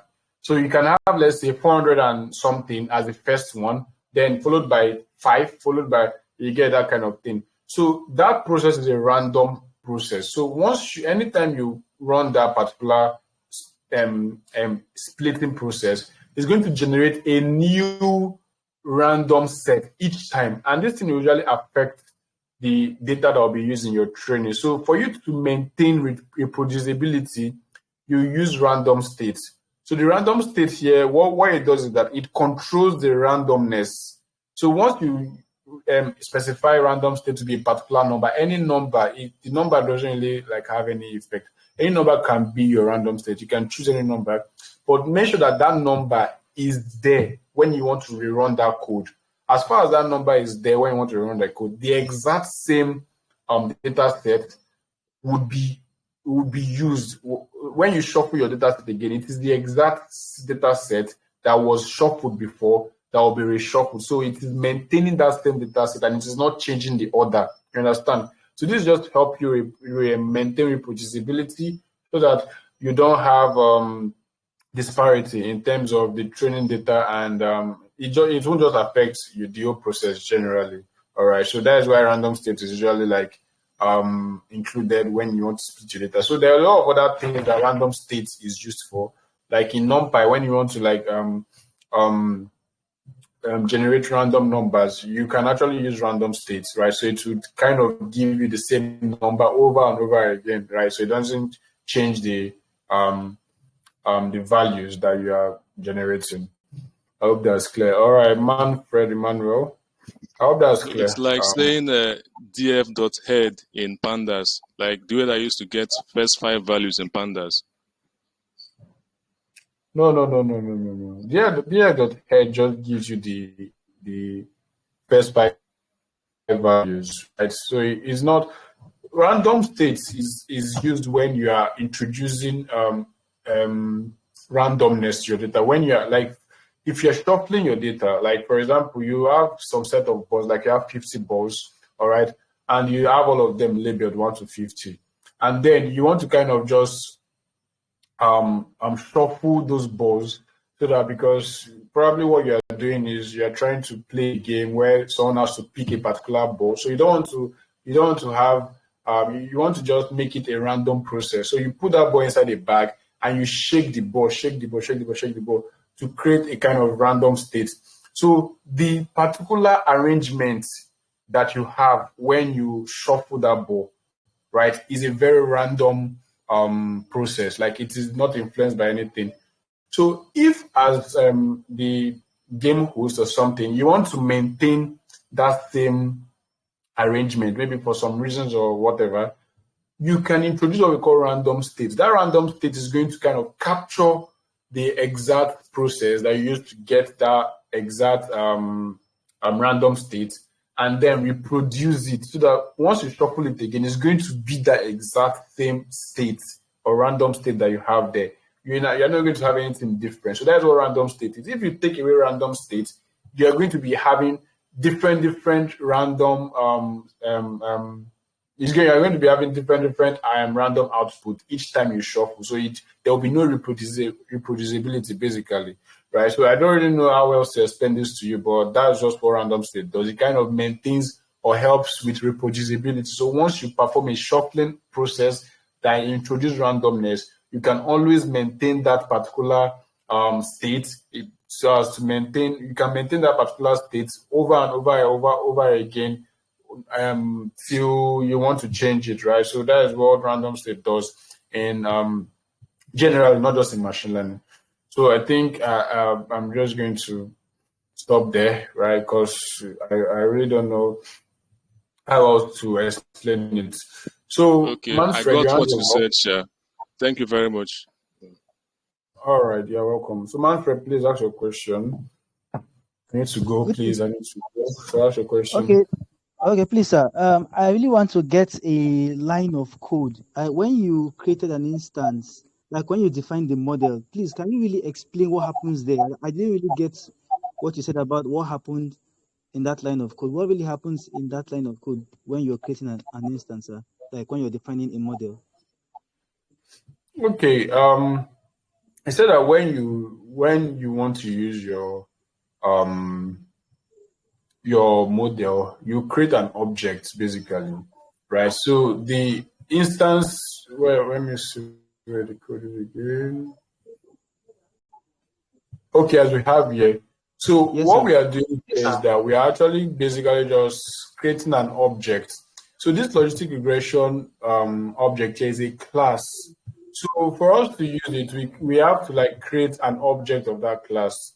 So that's why I said this is part of object-oriented programming. It's an advanced concept, but I think I explained some part of it while we're looking at objects and classes and attributes in our first few weeks.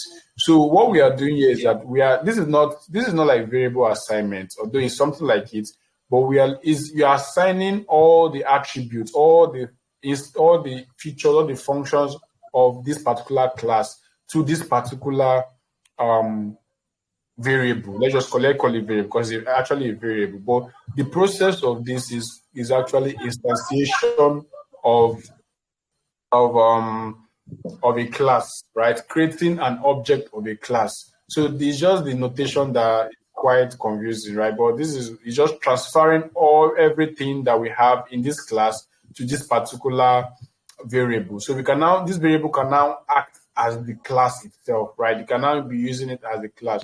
So the reason why you don't use it directly is because you might have maybe another object of that class. Let's say log model 2, and then you have logistic regression, and then you have different parameters like let's say max theta 1000.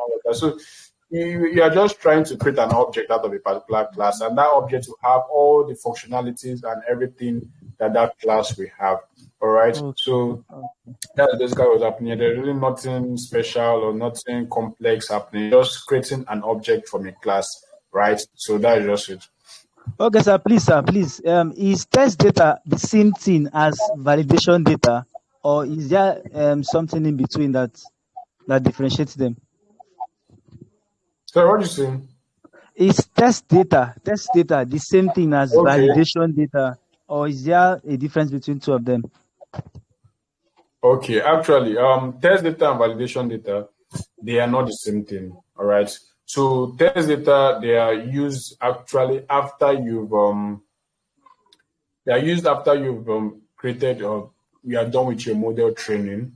So it helps to evaluate the final state of your model. Why validation data is used during training to tune your model. So validation data is the data set that you use before you actually finally train or select the hyperparameters that you're going to be using for training proper.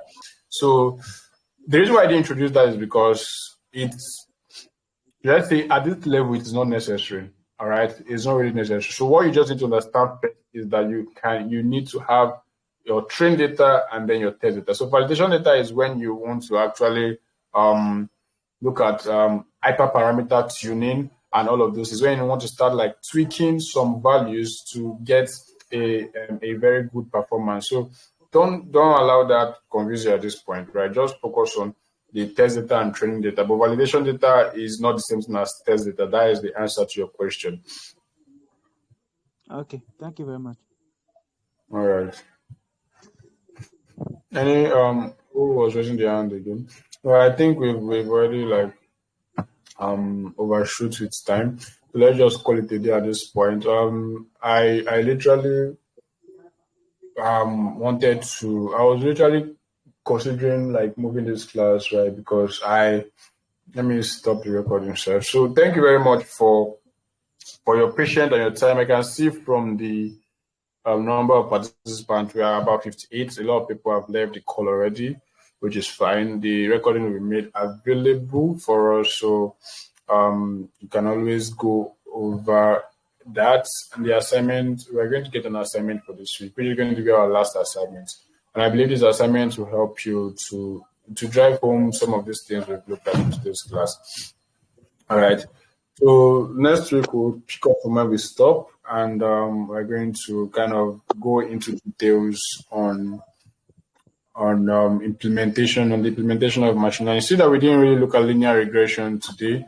Yeah, so we are going to look at that moving forward. And the reason why I used logistic regression is because it's actually much easier to evaluate linear regression than logistic regression. So classification tasks are way more complex to evaluate, not necessarily complex, but they're kind of more sophisticated, basically.